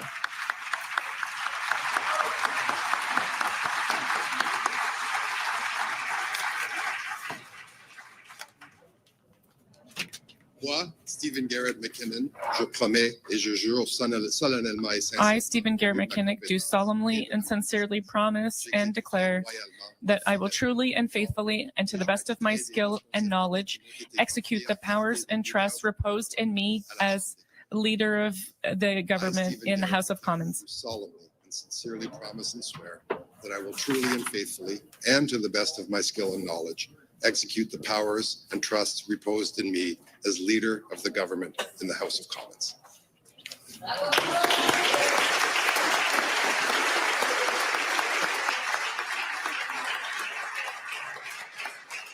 Steve McKinnon represents a riding just across the river from where we are in Gatineau, Quebec. He has been in cabinet for a number of years, did a stint as government House leader, I believe, when Karina Gould went on maternity leave. He then served as Minister of Labour and now is back as House leader This will be a key role in Parliament. It is at all times, but in particular when there's a minority, because of course you need support from other parties in order to advance your agenda. He will be the key point person for the government in those kinds of negotiations. So that's Steve McKinnon. He becomes the government House Leader.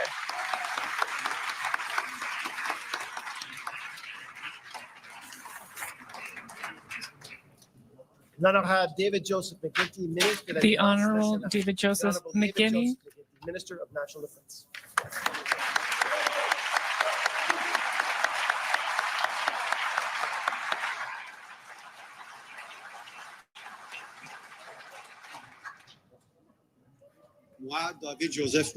I, David Joseph McGuinty, do solemnly and sincerely promise and declare that I will truly and faithfully, and to the best of my skill and knowledge, execute the powers and trusts reposed in me as Minister of National Defence.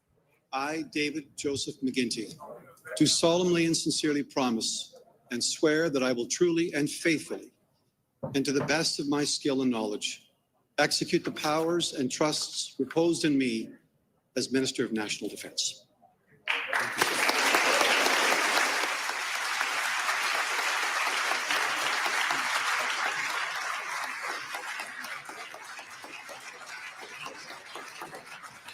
David McGuinty, an Ottawa area member of Parliament, brother of former Ontario Premier Dalton McGuinty, assumes the national defence portfolio. He used to serve as Minister of Public Safety under the previous government, in particular when all the issues at the border were being discussed and debated with the United States. He takes over national defense from Bill Blair, one of the few high-profile Trudeau-era cabinet ministers who are nowhere to be seen today. Bill Blair no longer in cabinet, but David McGuinty becomes the Minister of National Defense.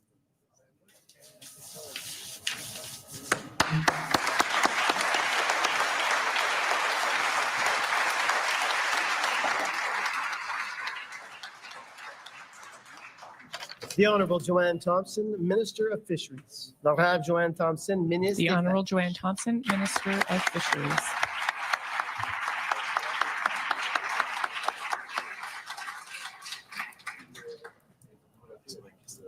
I, Joanne Thompson, do solemnly and sincerely promise and swear that I will truly and faithfully, and to the best of my skill and knowledge, execute the powers and trusts reposed in me as Minister of Fisheries.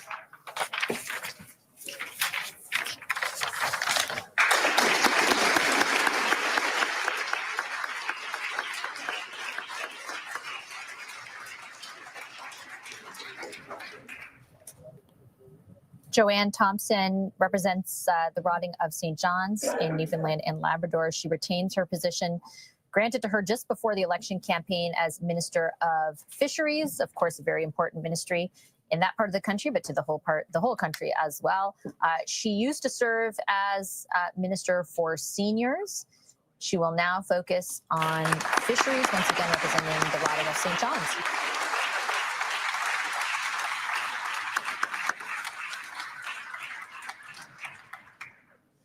The Honourable Shafkat Ali, President of the Treasury Board. Shafkat Ali, Président du Conseil du Trésor. The Honourable Shafkat Ali, President of the Treasury Board.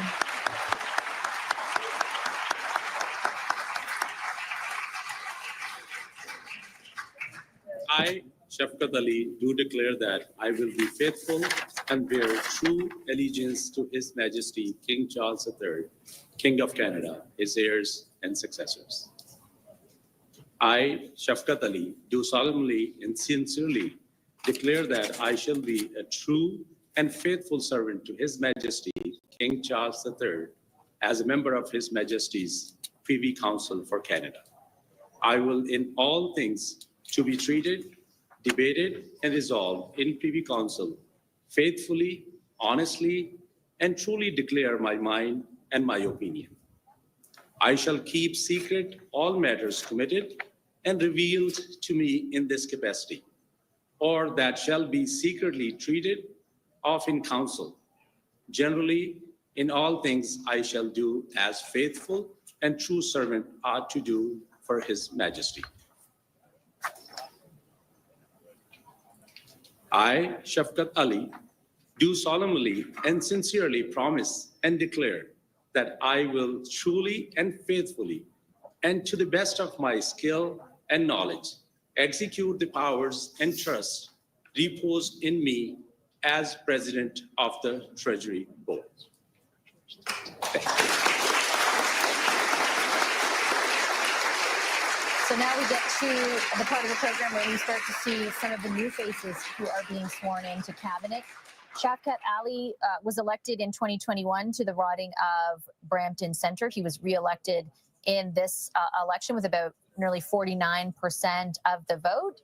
His background is in real estate. He becomes the president of the Treasury Board. So that's essentially the person who oversees the purse strings for the government. So when a decision is taken to spend money on something, that is allocated through what's called the Treasury Board.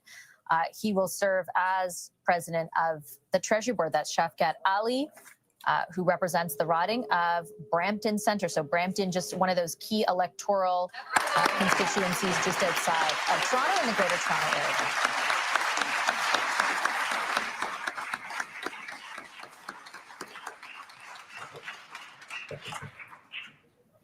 The Honourable Rebecca Alty, Minister of Crown Indigenous Relations. Rebecca Alty, Ministre des Relations Couronnes Autochtones.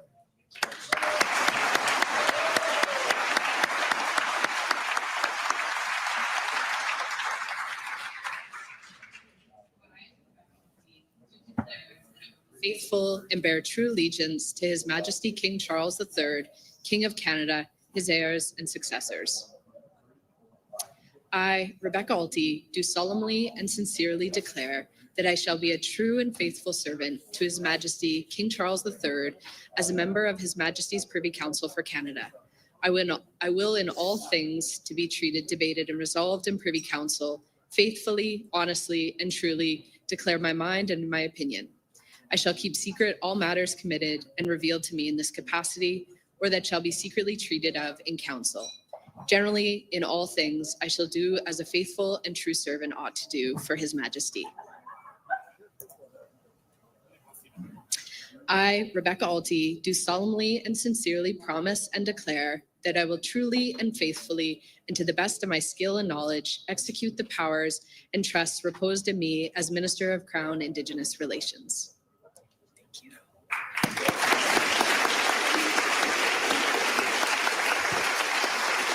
Another new face joining the ranks of cabinet. This is Rebecca Alty. She is a member of Parliament for the Northwest Territories. She was just elected in this election. She's well known to the area, though. She was the mayor of Yellowknife from 2018 until she resigned that post to run for the federal election. And she also was a city councillor for Yellowknife for the 6 years that preceded her time as mayor. So a long time in municipal politics. In Yellowknife, she becomes the MP for the Northwest Territories. She is the MP, I should say, for the Northwest Territories, and becomes the Minister of Crown Indigenous Relations. The Honourable Rebecca Chartrand, Minister of Northern and Arctic Affairs and Minister responsible for the Canadian Northern Economic Development Agency. Honorable Rebecca Chartrand, Ministre des Affaires du Nord et de l'Arctique, Ministre responsable de l'Agence canadienne de développement économique. Activities in the Canadian Economic Development Agency for the North.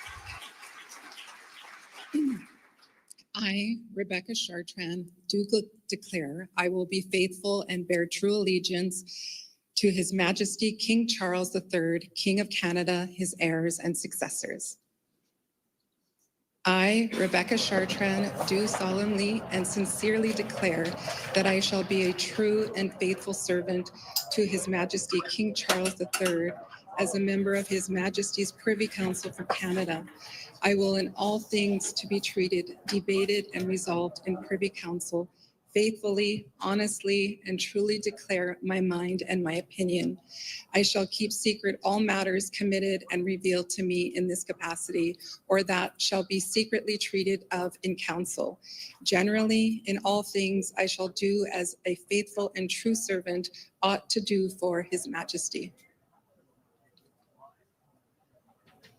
I, Rebecca Chartrand, do solemnly and sincerely promise and declare that I will truly and faithfully and to the best of my skill and knowledge execute the powers and trusts reposed in me as Minister of Northern and Arctic Affairs and Minister responsible for the Canadian Northern Economic Development Agency.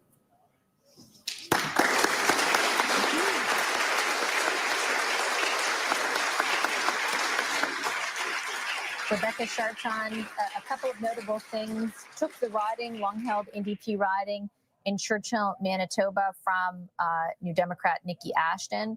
She is Anishinaabe, the president and CEO of Indigenous Strategy, and she becomes the minister who will oversee Northern and Arctic affairs, which during the campaign, the Prime Minister placed a high level of importance on, given the sovereignty and security issues surrounding the Arctic. So now her portfolio will focus on that. She will also be the minister responsible for the Canadian Northern Economic Development Agency. So that's the agency tasked with fostering economic growth in the northern part of this country.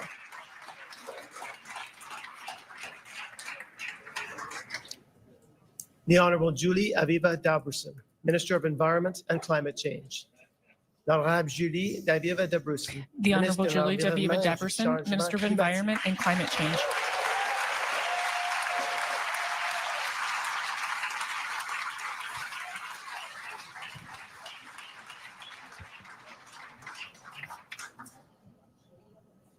Do declare that I will be faithful and bear true allegiance to His Majesty King Charles III, King of Canada, his heirs and successors.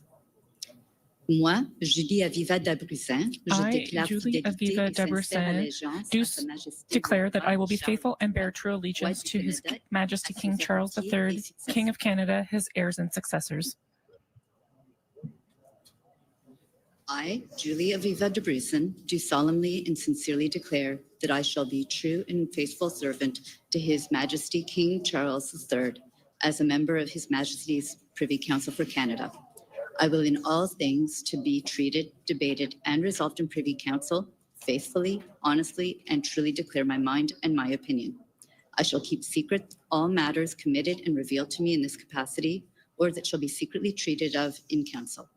Generally, in all things, I shall do as a faithful and true servant ought to do for His Majesty.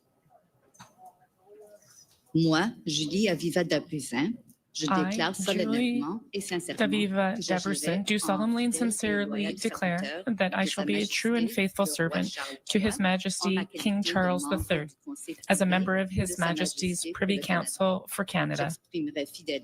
I will, in all things, to be treated, debated, and resolved in Privy Council, faithfully, honestly, and truly declare my mind and opinion. I shall keep secret all matters committed and revealed to me in this capacity, or that shall be secretly treated of in Council. Generally, in all things I shall do as a faithful and true servant ought to do for His Majesty. I, Julie Aviva Dabrusin, do solemnly and sincerely promise and declare that I will truly and faithfully and to the best of my skill and knowledge execute the powers and trusts reposed in me as Minister of Environment and Climate Change. Moi, Julie Aviva Dabrusin, I, Julie Aviva Dabrusin, do solemnly and sincerely promise and declare that I will truly and faithfully, and to the best of my skill and knowledge, execute the powers and trusts reposed in me as Minister of Environment and Climate Change.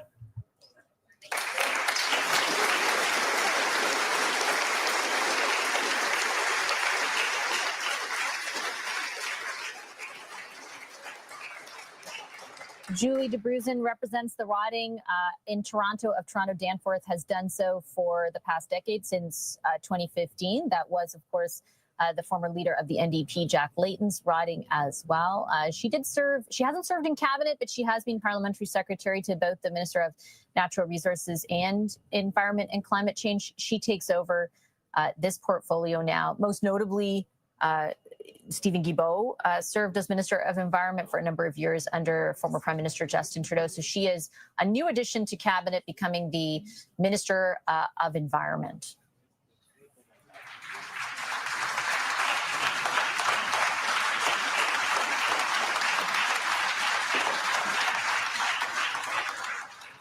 L'honorable Nina Metlatch-Diab, Ministre de l'Immigration. Nina Metlatch-Diab, Minister of Immigration, Refugees, and Citizenship.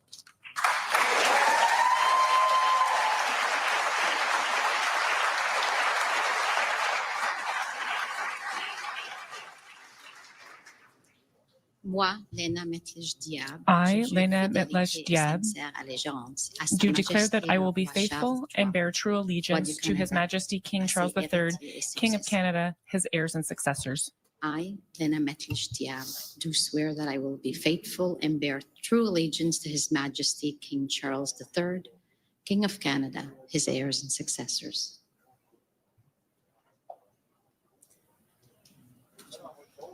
Moi, Lena Metlatch-Diab, I, Lena Metlatch-Diab, do solemnly and sincerely declare that I shall be a true and faithful servant to His Majesty King Charles III as a member of His Majesty's Privy Council for Canada. I will in all things to be treated, debated, and resolved in Privy Council, faithfully, honestly, and truly declare my mind and my opinion. I shall keep secret all matters committed and revealed to me in this capacity, or that shall be treated secretly of in Council. Generally, in all things, I shall do as a faithful and true servant ought to do for His Majesty.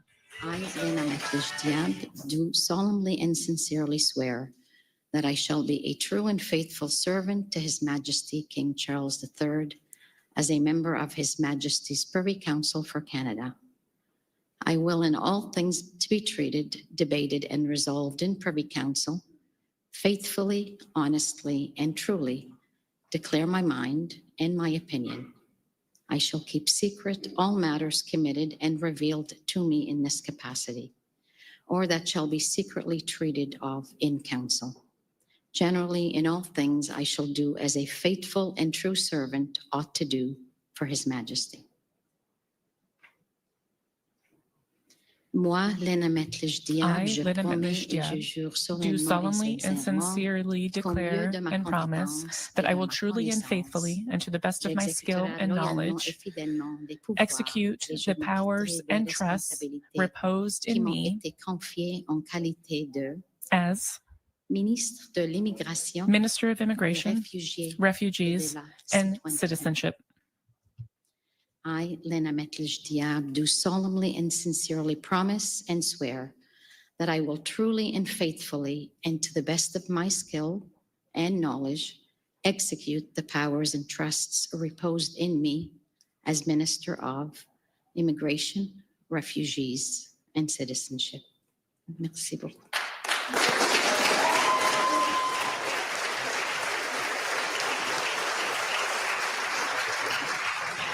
Lena Diab has been an MP who represents a Halifax riding since 2021. She was a provincial politician who, in fact, served as Minister of Immigration for Nova Scotia for about 8 years, from, I believe, 2013 until she decided to run for the federal Liberals. She'll now assume the portfolio from a federal perspective. As you heard there, she will serve as the minister responsible for immigration, refugees, and citizenship. The Prime Minister made some pretty specific promises during the campaign to cap immigration levels and in particular reduce the portion of our population comprised of international students and temporary foreign residents. So her, I guess her mandate is in part very clear, or was made clear during the campaign. The Honourable Mandy Goldmasty, Minister of Indigenous Services. The Honourable Mandy Goldmasty, Minister of Indigenous Services.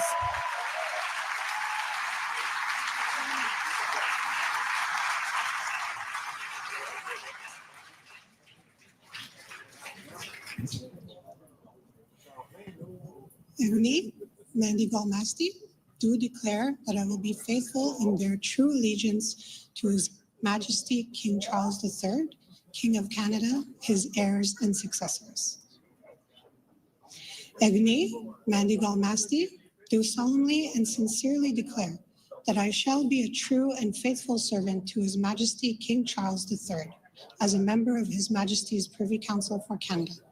I will in all things to be treated, debated, and resolved in Privy Council, faithfully, honestly, and truly declare my mind and my opinion. I shall keep secret all matters committed and revealed to me in this capacity, or that shall be secretly treated of in council. Generally, in all things I do as a faithful and true servant ought to do for His Majesty. Agni Mandigal Masti, do solemnly and sincerely promise and declare that I will truly and faithfully and to the best of my skill, knowledge, execute the powers and trusts reposed in me as Minister of Indigenous Services.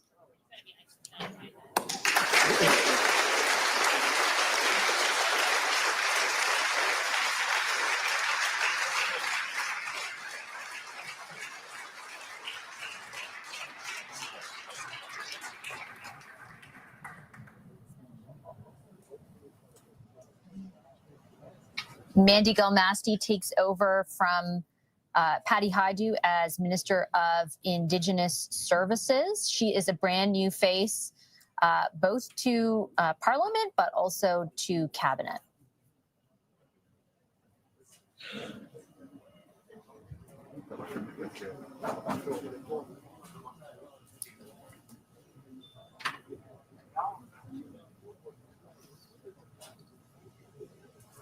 She previously served as the Grand Chief of the Grand Council of the Crees for about 4 years.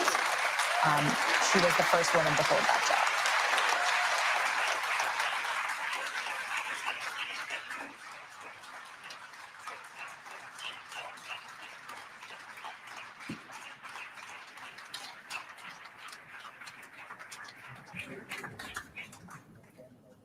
The Honourable Tim Hodgson, Minister of Energy and Natural Resources. Tim Hodgson, Minister. The Honourable Tim Hodgson, Minister of Energy.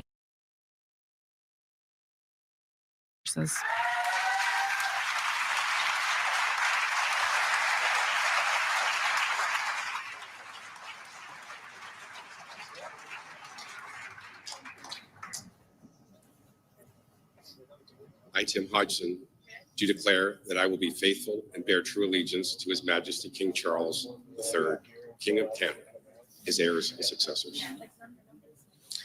I, Tim Hodgson, do solemnly and sincerely declare that I shall be a true and faithful servant to His Majesty King Charles III, as a member of His Majesty's Privy Council for Canada. I will in all things be treated, debated, and resolved in Privy Council, faithfully, honestly, and truly declare my mind and my opinion. I shall keep secret all matters committed and revealed to him in this capacity, or that shall be secretly treated of it in council. Generally, in all things I shall do as a faithful and true servant ought to do for His Majesty. I, Tim Hodgson, do solemnly and sincerely promise and declare that I will truly and faithfully, and to the best of my skill and knowledge, execute the powers and trusts reposed in me as Minister of Energy and Natural Resources. Thank you.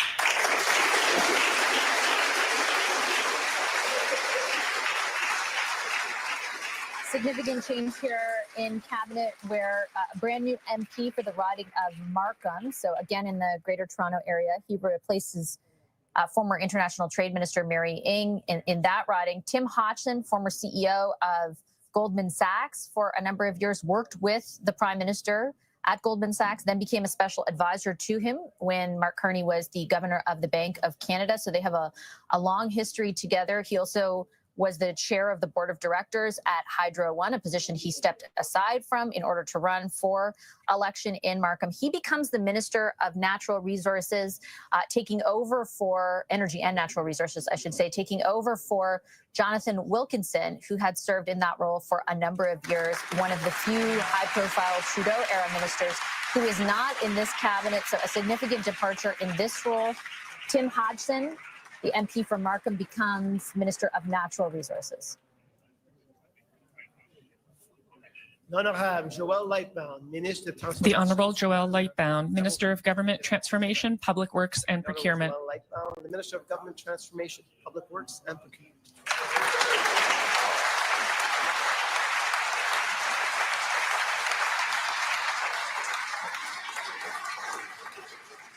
Moi, Joël Lightbound. I, Joël Lightbound, do declare that I will be faithful and bear true allegiance to His Majesty King Charles III, King of Canada, his heirs and successors. I, Joël Lightbound, do solemnly and sincerely declare that I shall be a true and faithful servant to His Majesty King Charles III as a member of His Majesty's Privy Council for Canada. I will in all things to be treated, debated, and resolved in Privy Council, faithfully, honestly, and truly declare my mind and my opinion. I shall keep secret all matters committed and revealed to me in this capacity, or that shall be secretly treated of in council. Generally, in all things, I shall do as a faithful and true servant ought to do for His Majesty. Moi, Joël Lightbound. I, Joël Lightbound, do solemnly and sincerely promise and declare that I will truly and faithfully, and to the best of my skill and knowledge, execute the powers and trusts reposed in me as Minister of Government Transformation, Public Works, and Procurement.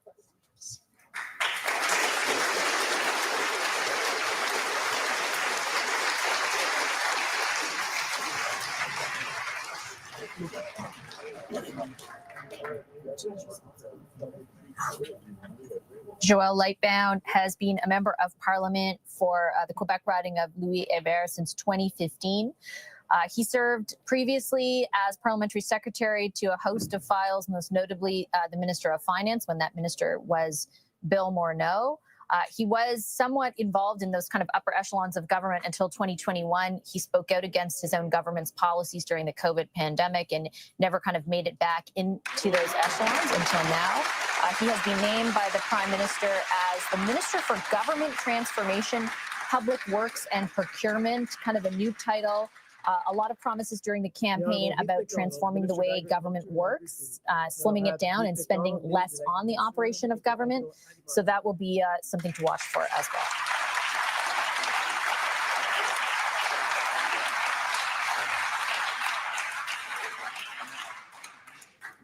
I, Heath MacDonald, do swear that I will be faithful and bear true allegiance to His Majesty King Charles III, King of Canada, his heirs and successors.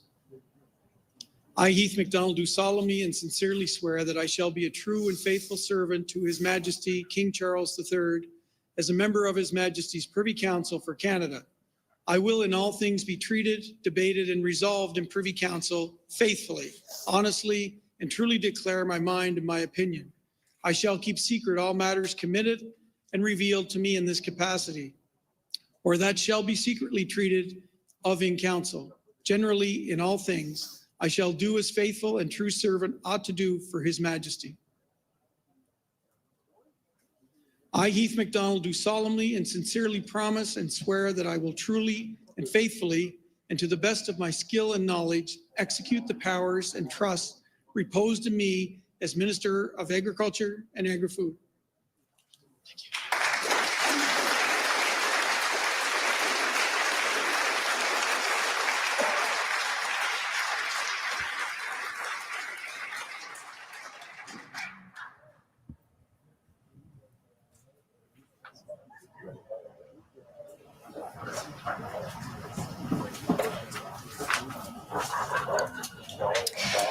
Heath MacDonald has been a member of Parliament for Malpeque in Prince Edward Island since 2021. He previously served in the provincial government there in some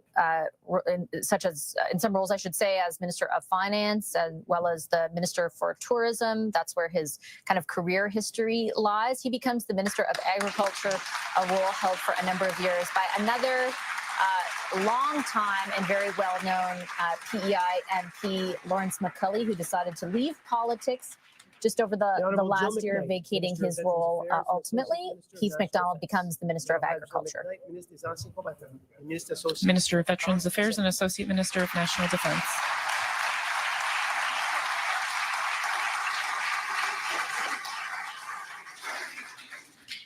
I, Jill McKnight, do declare that I will be faithful and bear true allegiance to His Majesty King Charles III, King of Canada, his heirs, and successors. I, Jill McKnight, do solemnly and sincerely declare that I shall be a true and faithful servant to His Majesty King Charles III as a member of His Majesty's Privy Council for Canada. I will in all things to be treated, debated, and resolved in Privy Council faithfully, honestly, and truly declare my mind and my opinion. I shall keep secret all matters committed and revealed to me in this capacity, or that shall be secretly treated of in council. Generally, in all things, I shall do as a faithful and true servant ought to do for His Majesty. I, Jill McKnight, do solemnly and sincerely promise and declare that I will truly and faithfully, and to the best of my skill and knowledge, execute the powers and trusts reposed in me as the Minister of Veteran Affairs and the Associate Minister of National Defense. Thank you.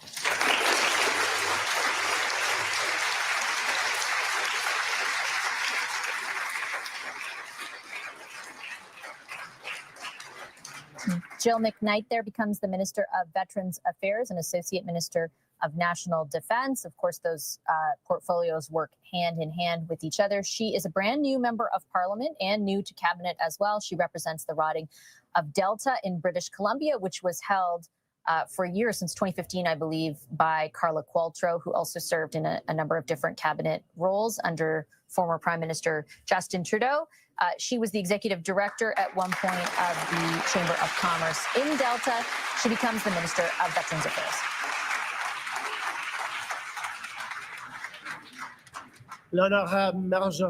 The Honorable Marjorie Michel, Minister of Health.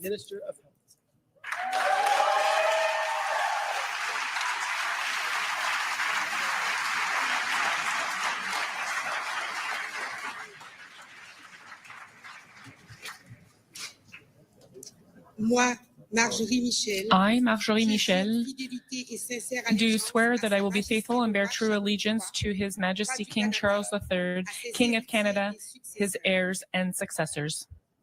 I, Marjorie Michel, do swear that I will be faithful and bear true allegiance to His Majesty King Charles III, King of Canada, his heirs and successors. Moi, Marjorie Michel, I, Marjorie Michel, do solemnly and sincerely swear that I shall be a true and faithful servant to His Majesty King Charles III as a member of His Majesty's Privy Council for Canada. I will, in all things to be treated, debated, and resolved in Privy Council, faithfully, honestly, and truly declare my mind and my opinion.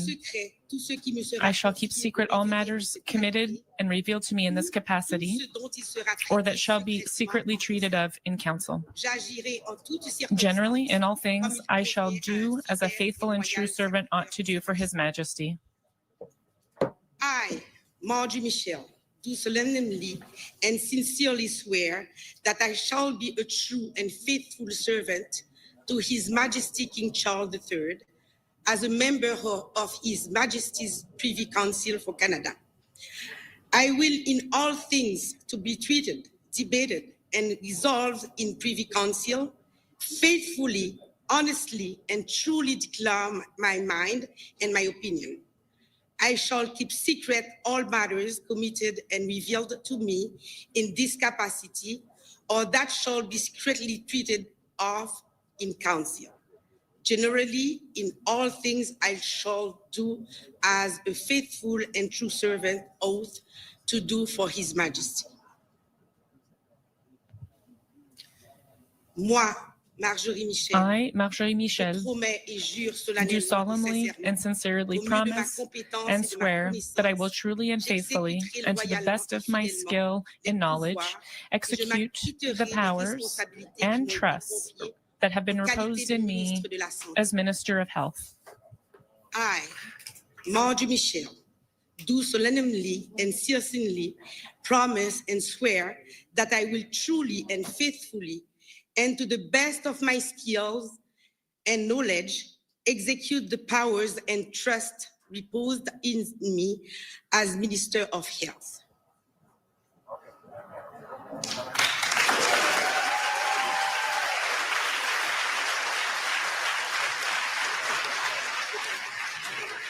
Marjorie Michel becomes the Minister of Health, taking over from Kamal Khera, one of the people who lost, one of the Liberals who lost in the Greater Toronto area their seat.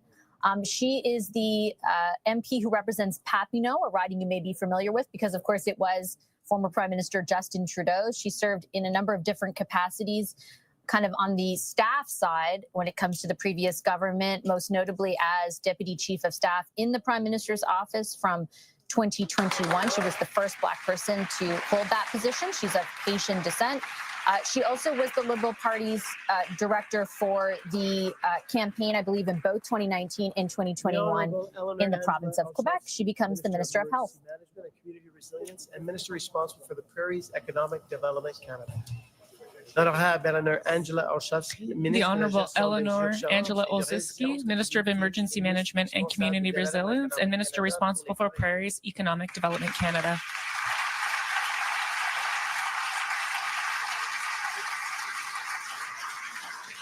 I, Eleanor Angela Olszewski, do swear that I will be faithful and bear true allegiance to His Majesty King Charles III, King of Canada, his heirs and successors.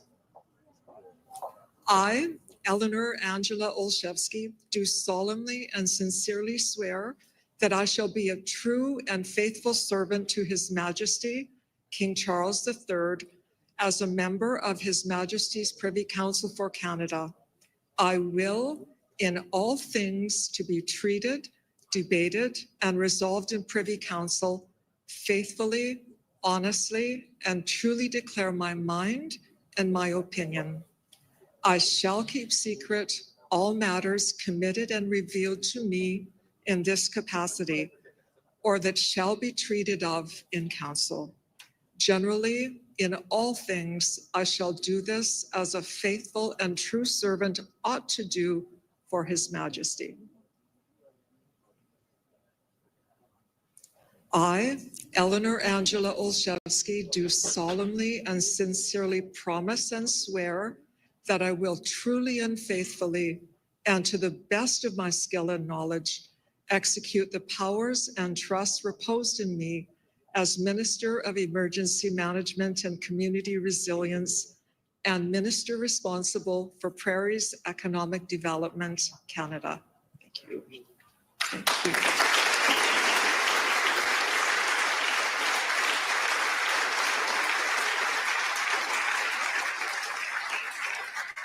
Another new face around the cabinet table, Eleanor Olszewski represents the riding of Edmonton Centre, one of the few ridings in Alberta that the Liberals were able to win. She takes over from Randy Boissonnault, who was a cabinet minister for a number of years under the Trudeau government and decided not to run for re-election after a myriad of things, but a controversy nonetheless in some aspects.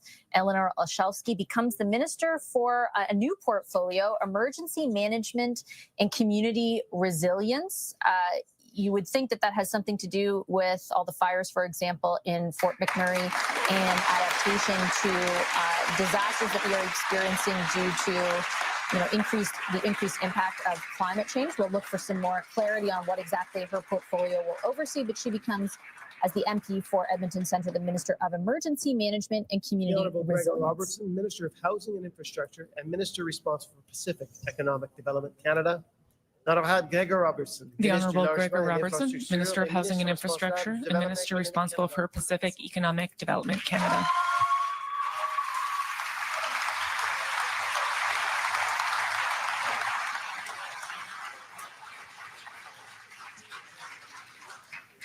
I, Gregor Robertson, do declare that I will be faithful and bear true allegiance to His Majesty King Charles III, King of Canada, his heirs and successors. I, Gregor Robertson, do solemnly and sincerely declare that I shall be a true and faithful servant to His Majesty King Charles III as a member of His Majesty's Privy Council for Canada, I will in all things to be treated, debated, and resolved in Privy Council faithfully, honestly, and truly declare my mind and my opinion. I shall keep secret all matters committed and revealed to me in this capacity, or that shall be secretly treated of in council. Generally, in all things I shall do as a faithful and true servant ought to do for His Majesty. I, Gregor Robertson, do solemnly and sincerely promise and declare that I will truly and faithfully, and to the best of my skill and knowledge, execute the powers and trusts reposed in me as Minister of Housing and Infrastructure and Minister responsible for the Pacific Economic Development Canada.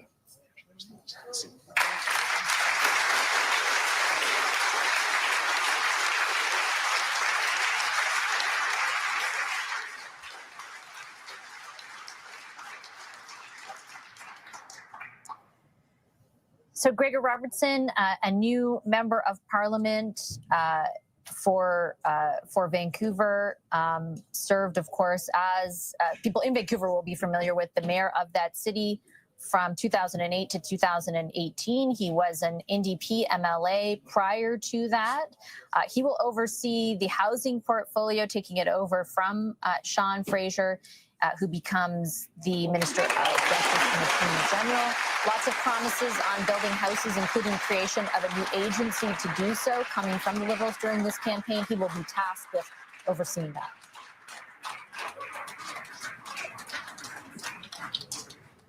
The Honourable Meninder Sidhu, Minister of International Trade. The Honourable Meninder Sidhu, Minister The of Commerce Honourable et Meninder Industrie. Sidhu, Minister of International Trade.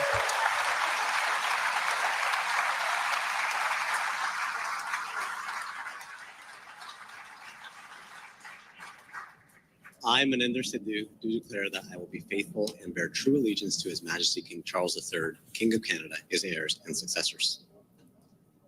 I, Meninder Sidhu, do solemnly and sincerely declare that I shall be a true and faithful servant to His Majesty King Charles III as a member of His Majesty's Privy Council for Canada. I will in all things to be treated, debated, and resolved in Privy Council faithfully, honestly, and truly declare my mind and my opinion. I shall keep secret all matters committed and revealed to me in this capacity, or that shall be secretly treated of in council. Generally, in all things, I shall do as a faithful and true servant ought to do for His Majesty. I, Meninder Sidhu, do solemnly and sincerely promise and declare that I will truly and faithfully, and to the best of my skill and knowledge, execute the powers and trusts reposed in me as Minister of International Trade. Thank you.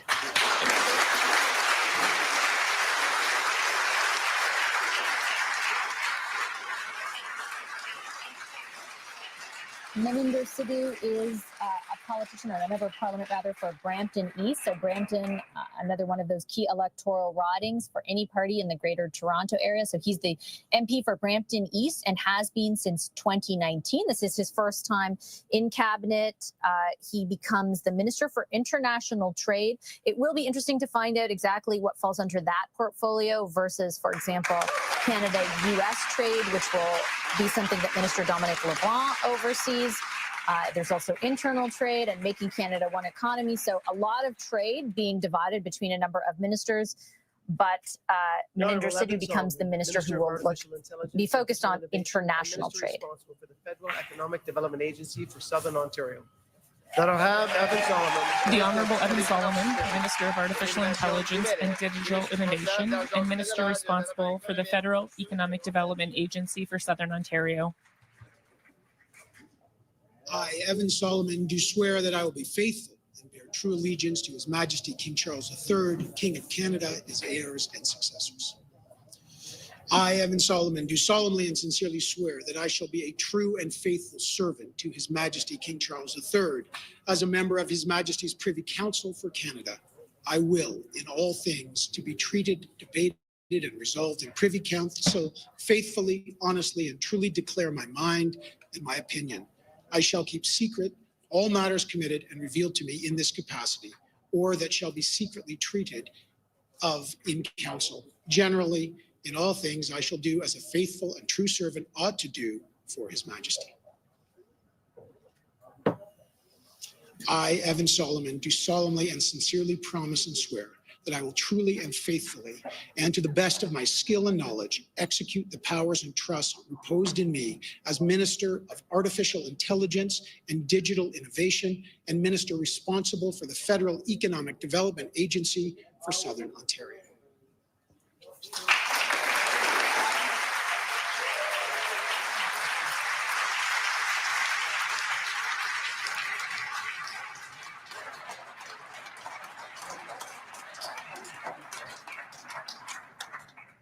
So Evan Solomon becomes a minister of a brand new portfolio. He is, of course, a former journalist right here at CTV as well as on CBC. His portfolio will focus on artificial intelligence and digital innovation, certainly something that the Prime Minister talked about during the campaign, in particular using AI, for example, to make the operations of government more efficient. We have not seen this portfolio before, so I can't tell you exactly what the minister's mandate will be, but it is interesting that it has been taken away, for example, from industry. Usually industry oversaw digitization or AI. François-Philippe Champagne, certainly in his capacity as Minister of Industry, oversaw those files. They've now been broken apart. Evan Solomon will serve as Minister of AI and Digital Innovation. Secretaries of State will come forward as they are named. The Honorable Ruby Sahota, Secretary of State, Combating Crime. L'Honorable Ruby Sahota, Secrétaire d'État, Lutte contre la criminalité.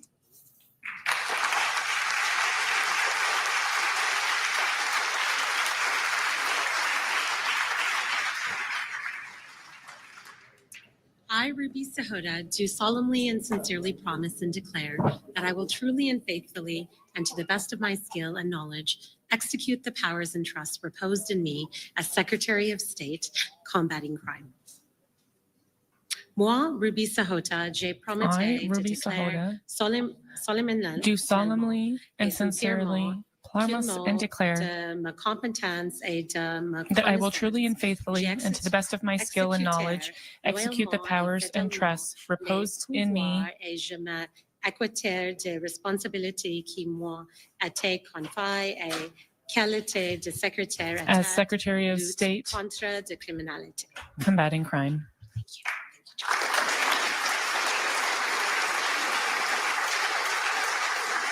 So Ruby Sahota named there the first Secretary of State. So this is a different kind of composition of cabinet. There will be 10 secretaries of state focused on specific priorities who will then kind of report to cabinet or be involved in cabinet when that priority is part of the agenda. So Ruby Sahota will serve as Secretary of State Combating Crime. She's been an MP representing a riding again in Brampton, where there are a lot of concerns in the Greater Toronto Area about increasing crime, in particular as it relates, for example, to auto thefts. The Conservatives did see their share of the vote in a number of those Greater Toronto areas rise. And a lot of people inside the Liberal Party think that that is because of the issue of crime, which the Conservatives focused very much on in the lead up to the election and during the election. And so she will be focused on, as a Secretary of State, combating crime. That's Ruby Sahota. Secretariat d'État Développement Rural.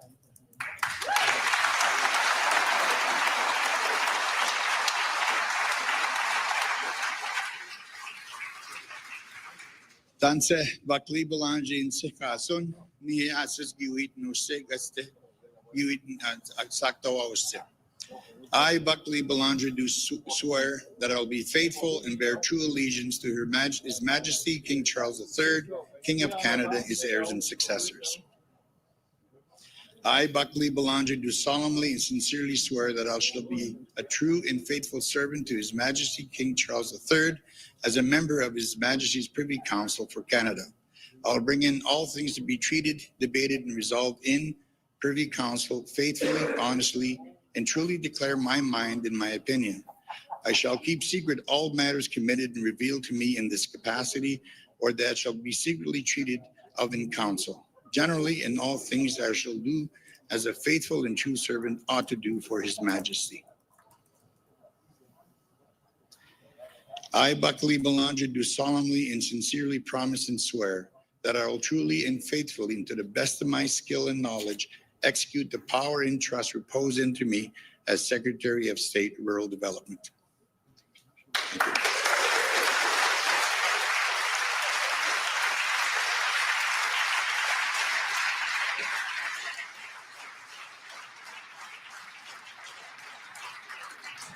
Buckley Bélanger, the lone Liberal MP in Saskatchewan, won his riding by a significant margin. He served as formerly a member of the provincial legislature, first elected as a Liberal, but then for decades as a New Democrat. I believe all the way from 1995 to 2021. He now becomes one of the 10 secretaries of state. He will be focused on the issue of rural development.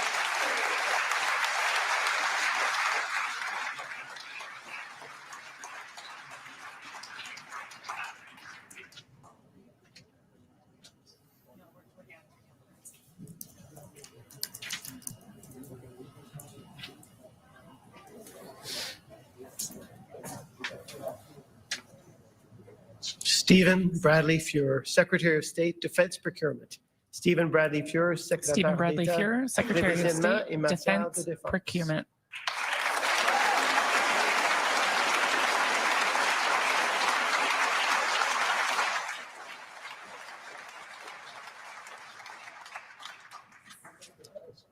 I, Stephen Bradley Fuhr, do swear I will be faithful and bear true allegiance to His Majesty King Charles III, King of Canada, his heirs and successors. I, Stephen Bradley Fuhr, do solemnly and sincerely swear that I shall be true and faithful servant to His Majesty King Charles III as a member of his Privy Council for Canada. I will in all things to be treated, debated, and resolved in Privy Council faithfully, honestly, and truly declare my mind and my opinion. I shall keep secret all matters committed and revealed to me in this capacity, where that shall be secretly treated of in council. Generally, in all things I shall do as a faithful and true servant ought to do for His Majesty. I, Stephen Bradley Fuhr, do solemnly and sincerely promise and swear I will truly and faithfully, and to the best of my skill and knowledge, execute the powers and trusts proposed to me as Secretary of State, Defense Procurement. Thank you.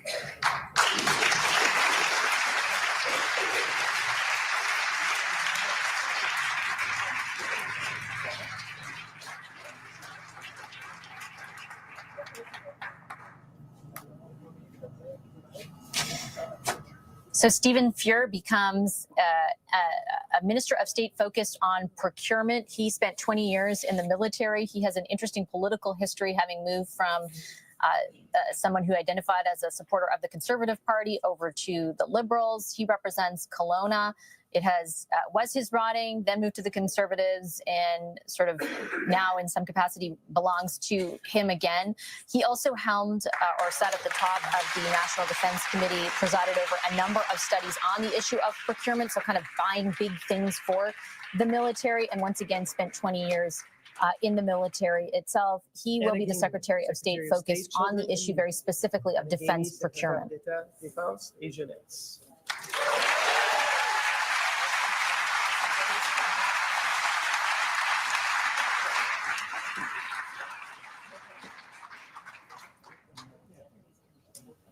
I, Anna Gainey, do declare that I will be faithful and bear true allegiance to His Majesty King Charles III, King of Canada, his heirs and successors. Moi, Anna Gainey, je déclare I, Anna Gainey, do declare that I will be faithful and bear true allegiance to His Majesty King of Canada, his heirs and successors. I, Anna Gainey, do solemnly and sincerely declare that I shall be a true and faithful servant to His Majesty King Charles III as a member of His Majesty's Privy Council for Canada. I will in all things to be treated, debated, and resolved in Privy Council faithfully, honestly, and truly declare my mind and my opinion. I shall keep secret all matters committed and revealed to me in this capacity, or that shall be secretly treated of in council. Generally, in all things, I shall do as a faithful and true servant ought to do for His Majesty. Moi, Anna Gainey, I, Anna Gainey, do solemnly and sincerely declare that I shall be a true and faithful servant to His Majesty King Charles III as a member of His Majesty's Privy Council for Canada.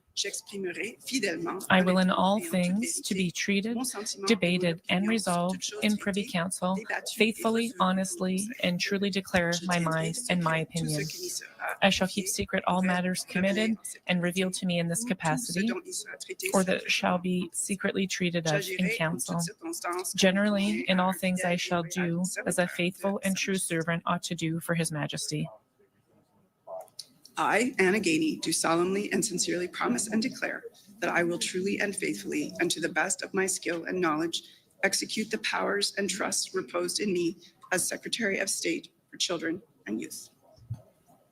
Moi, Anna Gainey, I, Anna Gainey, do solemnly and sincerely promise and declare that I will truly and faithfully and to the best of my skill and knowledge execute the powers and trusts reposed in me as Secretary of State for Children and Youth.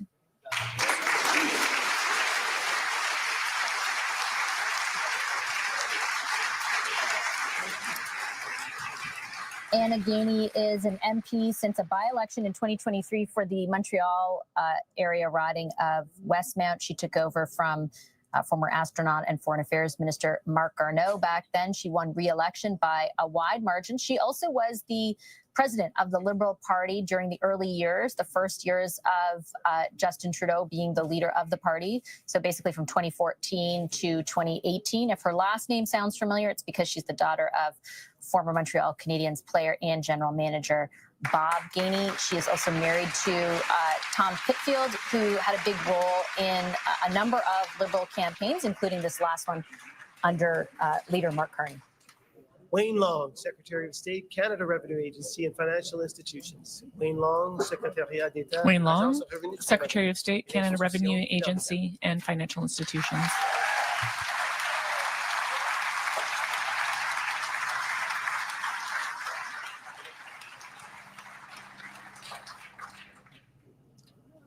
I, Wayne Long, do swear that I will be faithful and bear true allegiance to His Majesty King Charles III, King of Canada, his heirs and successors.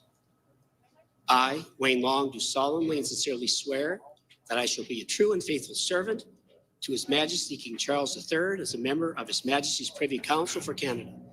I will in all things to be treated, debated, and resolved in Privy Council faithfully, honestly, and truly declare my mind and my opinion. I shall keep secret all matters committed and revealed to me in this capacity, or that shall be secretly treated of in council. Generally, in all things, I shall do as a faithful and true servant ought to do for His Majesty. I, Wayne Long, do solemnly and sincerely promise and swear that I will truly and faithfully, and to the best of my skill and knowledge, execute the powers and trusts reposed in me as Secretary of State, Canada Revenue Agency, and financial institutions. Thank you very much.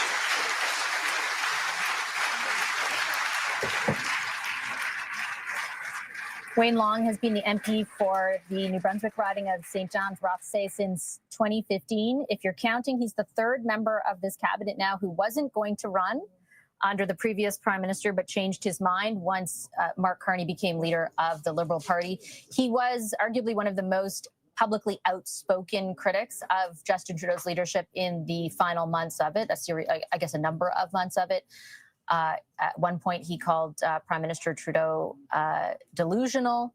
He opposed the imposition of the carbon tax in Atlantic Canada and a host of other government-led things, including small business tax changes years ago. He will now, though, serve as a member of Cabinet, a Secretary of State focused on the Canada Revenue Agency and financial institutions. A reminder, these roles are all new, so I don't even know what their specific mandates are, but that's what the title says. Secretariat d'État, Inc.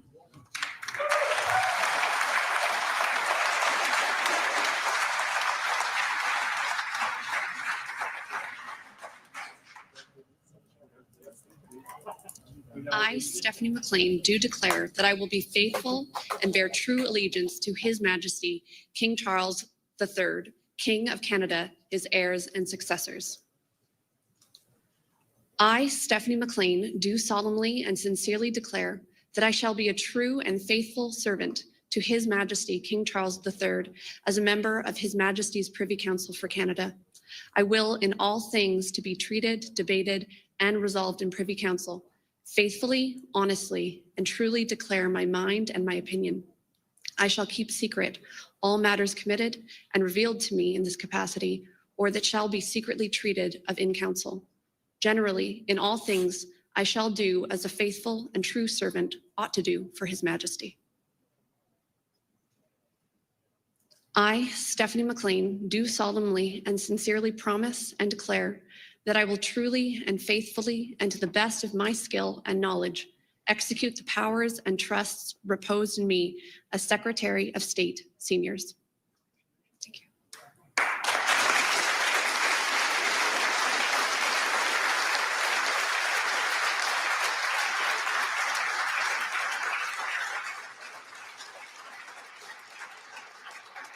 Stephanie McLean represents a riding in Victoria. She is brand new member of Parliament as well as to Cabinet. The Ministry of Seniors becomes something that will instead be at the Secretary of State level. She'll focus on that. She has sort of an interesting political history, having served in the Alberta legislature for a number of years, but as a New Democrat. So with the NDP, she was an MLA with them. She moved back to BC after leaving that position and has run a successful campaign unseating the New Democrats in that riding. That's a riding that was held by Randall Garrison, a well-known NDP MP for a long time. She will become the Secretary of State focused on seniors.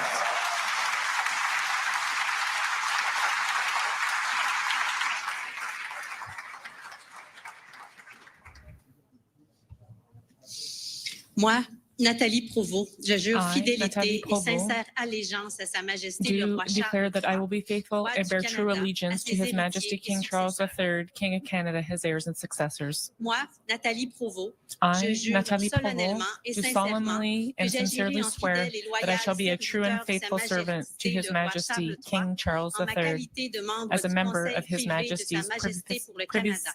Council for Canada. J'exprimerai fidèlement, honnêtement et I en will in toute all things to vérité be mon treated, sentiment et mon debated, opinion and sur resolved toute in chose Privy traitée, Council, débattue faithfully, et résolue en honestly, and Conseil. truly Je declare my tiendrai mind and my secret opinion. tout ce qui I me shall sera keep secret confié all ou matters révélé en committed cette and qualité, revealed to me in this ou tout ce capacity, dont il sera or that traité shall be secrètement en secretly Conseil. treated of in council. J'agirai en toutes circonstances Generally, in all comme il things, I convient à shall un do as a fidèle et faithful loyal and true servant serviteur ought de to Sa do Majesté. for His Majesty.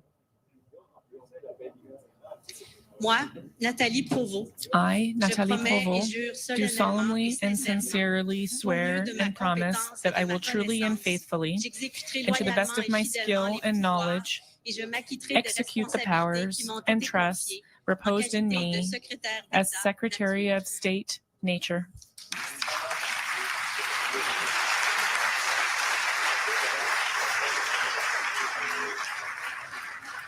Nathalie Provost is a brand new member of Parliament, but known to large swaths of the Canadian public. She is a survivor of the 1989 École Polytechnique massacre. Out of that, she founded the Poly se souvient group, which is basically an advocacy group for gun control. She was very involved in the legislation put forth by the previous government. She consulted quite significantly with them on that legislation.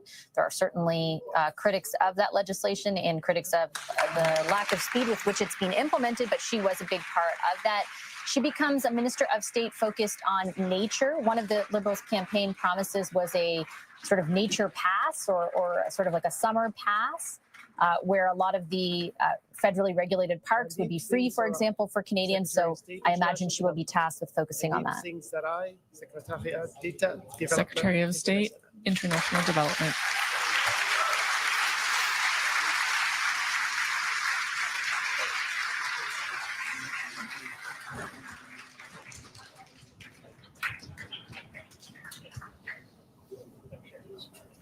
I, Randeep Singh Sarai, do declare that I will be faithful and bear true allegiance to His Majesty King Charles III, King of Canada, his heirs and successors.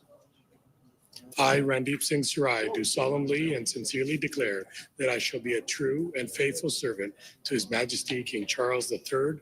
As a member of His Majesty's Privy Council for Canada, I will in all things to be treated, debated, and resolved in Privy Council faithfully, honestly, and truly declare my mind and my opinion. I shall keep secret all matters committed and revealed to me in this capacity, or that shall be secretly treated of in council. Generally, in all things, I shall do as a faithful and true servant ought to do for His Majesty.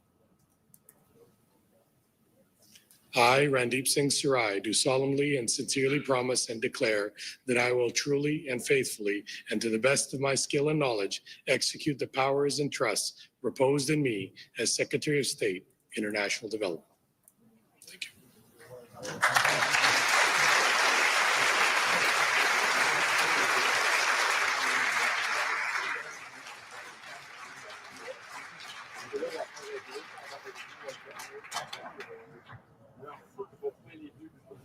Randeep Sarai has been a member of Parliament representing Surrey since 2015. This is his first entrance into cabinet. He will oversee as a Secretary of State the international development file, which is a switch that was previously a full ministry under, most notably, I would say, Ahmed Hussein, who was Minister of International Development. So was Harjit Sajjan. It is an interesting move to sort of relegate this or move it, I guess, to the Secretary of State capacity. We're not really sure exactly what that means for the size of the ministry, but you'd have to assume it would be smaller than when it was at full tilt. The Liberals did promise, though, not to cut international aid in the campaign.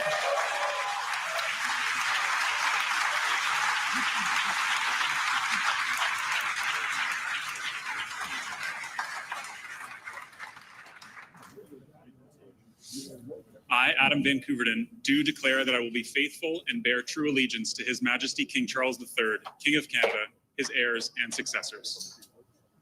Moi, Adam Van Couverden, je déclare I, Adam Van Couverden, do declare that I will be faithful and bear true allegiance to His Majesty King Charles III, King of Canada, his heirs and successors. I, Adam Van Couverden, do solemnly and sincerely declare that I shall be a true and faithful servant to His Majesty King Charles III, as a member of His Majesty's Privy Council for Canada. I will in all things to be treated, debated, and resolved in Privy Council, faithfully, honestly, and truly declare my mind and opinion. I shall keep secret all matters committed and revealed to me in this capacity, or that shall be secretly treated of in Council. Generally, in all things I shall do as a faithful and true servant ought to do for His Majesty. Moi, Adam Van Couverden, je déclare I, Adam Van solennellement et Couverden, sincèrement do que solemnly and j'agirai sincerely en fidèle declare et that I shall be a serviteur true de Sa and faithful Majesté servant le roi to His Charles Majesty King Charles et III, ma qualité de as a membre member du Conseil of His privé Majesty's à Privy Sa Majesté Council pour le for Canada. Canada. J'exprimerai fidèlement, honnêtement et en toute I will in vérité all mon things to be sentiment treated, et mon debated, and opinion resolved sur in toute Privy chose Council, traitée, débattue faithfully, honestly, et and résolue. truly declare my mind and my Je opinion. tiendrai secret tout ce qui me sera I shall keep secret all matters révélé committed en cette and revealed qualité, to me in this tout ce dont capacity, il sera or traité that shall be secrètement secretly en conseil. treated of in council. J'agirai en toutes circonstances comme il Generally, convient in all à things un I shall do fidèle as a et loyal faithful serviteur and de true Sa servant ought Majesté. to do for His Majesty. I, Adam Van Couverden, do solemnly and sincerely promise and declare that I will truly and faithfully, and to the best of my skill and knowledge, execute the powers and trusts reposed in me as Secretary of State, Sport. Moi, Adam Van Couverden, je promets I, et Adam déclare Van solennellement Couverden, et do solemnly sincèrement, and sincerely promise and au lieu de declare ma compétence that I will et ma truly connaissance, and je faithfully, l'exécuterai and to the loyalement best et of my fidèlement skill avec and pouvoir, knowledge, et je execute the powers m'acquitterai des responsabilités and trusts qui m'ont reposed in été me confiées en qualité de secrétaire d'État. as Secretary of State, Sport. Thank you.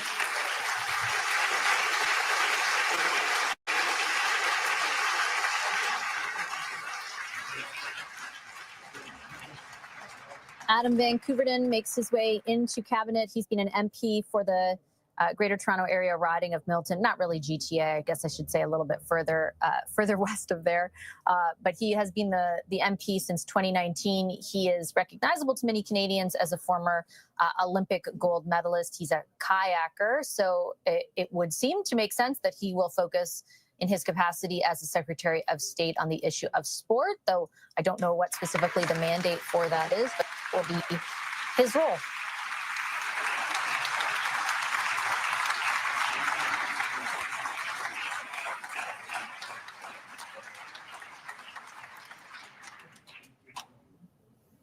John Zurcelli, Secretary of State, Labor. John Zurcelli, Secrétaire d'État, Travail. John Zurcelli, Secretary of State for Labor.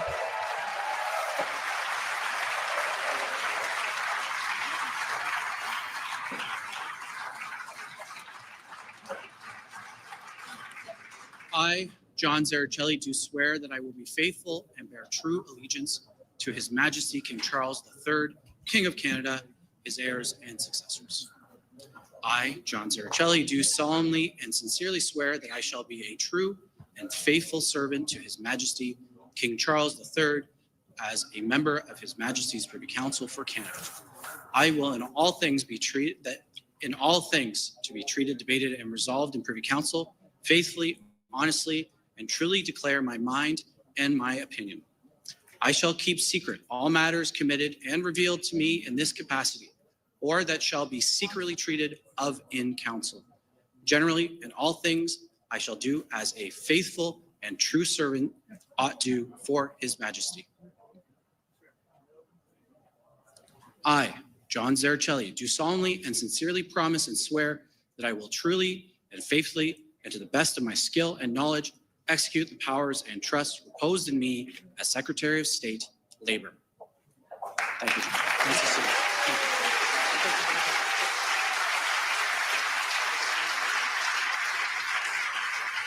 John Zaricelli is the last of the new ministers of state, or secretaries of state, rather. He'll focus on labor. He's a brand new MP for the riding of Etobicoke North. People around Ottawa know him quite well. He used to be the director of operations and a host of other roles in the Prime Minister's office in the previous government before leaving a number of years ago to enter the private sector. He then left the private sector to run in this federal election successfully, again in the riding of Etobicoke North. He will focus on labor. I imagine working with Patty Hajdu, who is serving as the Minister for jobs and families. How those two roles are delineated remains to be seen, but he will be the Secretary of State for Labor.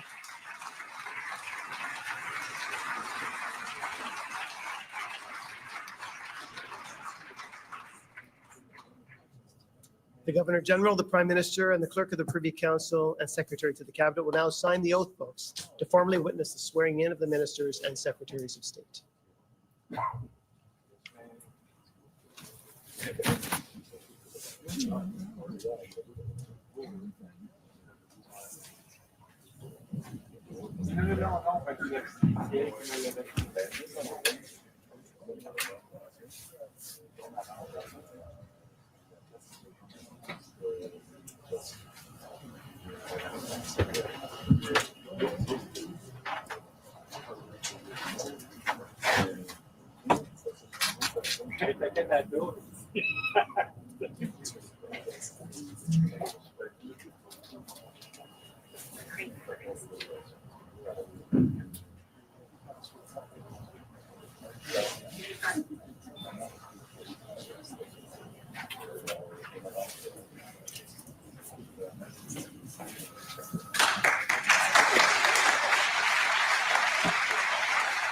Some formalities there, bringing the ceremony, the swearing-in ceremony of this new cabinet to a conclusion. John Hannaford, the clerk of the Privy Council, so kind of the top bureaucrat, is the last to sign the oath. First was Governor General Mary Simon, then, of course, Prime Minister Mark Carney. The cabinet is now fully sworn in, so 29 members of cabinet, including the Prime Minister, full-fledged, and an additional 10 secretaries of state serving in a number of different capacities, 24 new faces in cabinet, and some familiar ones as well.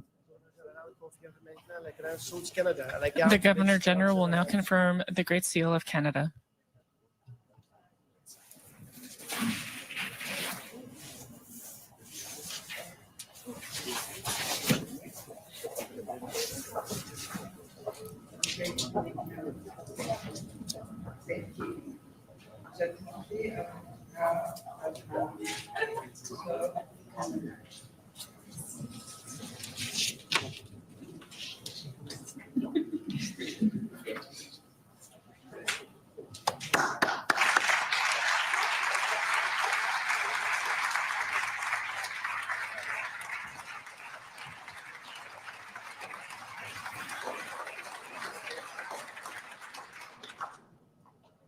Ladies and gentlemen, thank you all for being here today. Please stand if you can. And let's join Mary Navawabi from the White Nation, who will sing the national anthem in English and Canada, and Anabashnabik.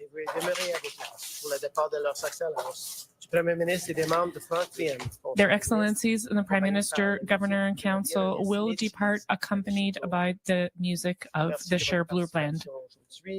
Thank you for your participation today. Gentlemen, please, thank you all for being here. And please rise if you're able and join Mary Brighton, Mary Nagawangbo, a member of the Whitefish River First Nation, who will be singing in English, French, and Anishinaabe. Following the anthem, please remain at your places for the departure of Their Excellencies, the Prime Minister and members of the 30th Canadian Ministry, accompanied by the music provided by Métis fiddler Alicia Boer. Oh, Canada, our home and native land, true patriot love in all of us command.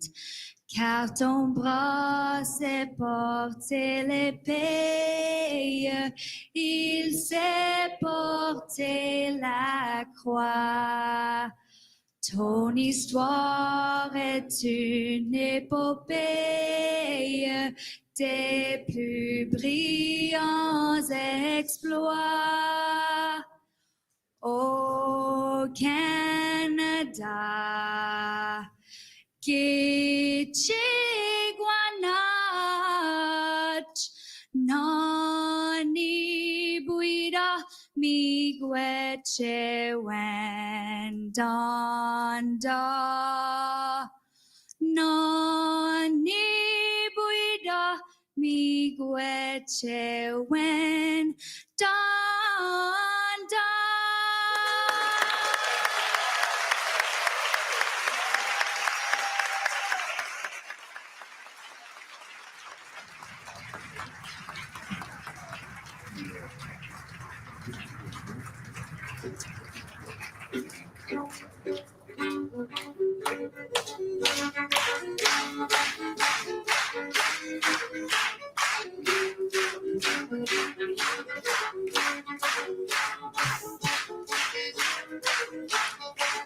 And with the singing of the national anthem, the swearing-in ceremony comes to an end. You can hear certainly the song now, or the entertainment now, as ministers, beginning with the Prime Minister, make their way out of this room. They will be heading to a lunch with their families and friends who have assembled there. And then the Prime Minister is set to take questions from reporters. I'm here with our senior political correspondent, Mike LeCouture. Mike, it's, I guess, a new but not totally new cabinet, right? I was struck by that front bench and how familiar the faces were there. But then the last 3/4 of the ceremony, almost, complete with people, many of whom we've never even seen representing, being federal politicians, but now sitting around the cabinet table. Yeah, especially when you consider where they ran and why they ran, and and who they are. I mean, you think about somebody like Nathalie Provost, who has obviously been an advocate for gun control and for women's rights. The survivor of École Polytechnique massacre in 1989, and the founder of Police Se Souvient. So her being put as the Secretary of State, I think, an interesting move there. And then a number of the other people who have been elevated as well. And it's interesting, actually, because I was talking to a source inside the Prime Minister's office who continued to say this is a small, focused cabinet. I pushed back on that. And I said, look, you got 39 ministers or 39 people who were sworn in today with the Prime Minister. And they continue to say, no, it is as 28 inside the actual cabinet room. Those are the people who will be meeting once a week. Those others, the secretaries of state, really do give that kind of a focus on exactly what they want to drill down on. So defense procurement, and of course, crime is another one that Ruby Sahota is going to be focusing on. And those will be people that will be essentially rotated in and out of cabinet, depending on the meeting, depending on the subject matter that they want to tackle that specific week. But I think what also struck me is how laser focused they were on the United States as well, and that one Canadian economy that has now been put on Dominic LeBlanc's title as well. I think that they are trying to send this message of bringing the country together, this sort of unity feeling, but also making sure that they're doing everything they can to fight against the U.S. tariffs. Yeah, I'll really be looking to see how much transparency there is around each of the mandates. Yeah. So you bring up, for example, one Canadian economy. There's also internal trade. Yeah. There's international trade. Like, how is everything delineated? Who is responsible for what? And really, what is the tangible difference between the full ministry and the secretaries of state? As you said, there is one tangible difference in that they won't be there every week as cabinet meets. They'll be on kind of an ad hoc basis, depending on whether or not their issue is on the agenda for the week. But what does that mean for the way and like the decision-making power they hold, or how their focus will differ, for example, from public safety? Like, if you're focused on combating crime, what is that? How is that different from public safety, which remains a portfolio? So I don't know, have they promised to release mandate letters like they did under the Trudeau government? They I don't have think not so. yet. Yeah. No, and that's the interesting thing specifically. And you brought it up, international development. And once you said it, I sent a message to a source that I have. They've not gotten back to me yet. But what does that mean? Does that mean that we are not prioritizing it as much, or does that mean that they're actually more focused on that? Because that is how they're trying to present these secretaries of state, especially when you consider defense procurement. That is something that yesterday, when we were talking about and talking to sources about what this cabinet would look like and what the ministry would look like, because these are different terms we're going to have to get used to here. The ministry is the secretaries of state, cabinet is the core, and then you have the fuller group. Unclear if they will all meet together at some point and what kind of a room can accommodate them. We know that Justin Trudeau's cabinet had been this large, so they could accommodate them in that room. But specifically, what does that mean for defense procurement? And what is that sort of line and chain of command? Does that person have to go to the defense minister before making any kind of decisions? What kind of autonomy do they have? I think these are all things that we're going to have to work out and figure out, and whether or not they will have mandate letters, because those were key things. I remember in 2015, you and I would go through those mandate letters and look at them and say, okay, so what have they accomplished? What are they supposed to accomplish? Right. And what is the path forward? That would really give us a really good indication for where the government wanted to go with that. Well, I will allow you, if I can, or throw things over to you to continue with that analysis. I know we've got lots of people standing by who listened in to all of that. I'm going to head out because I actually get to interview the Prime Minister today. We're going to have an exclusive interview that airs at 5 o'clock Eastern tonight on Power Play. I've got to kind of jump away to do that, but I'll throw things over to you. Thanks so much for that, Vashi. Really appreciate it. And don't forget, 5 o'clock on Power Play. You'll want to tune in for that. Vashi has the one-on-one with Prime Minister Mark Carney. Until then, though, we will continue our coverage here on CTV News Channel. And it's my pleasure to bring in our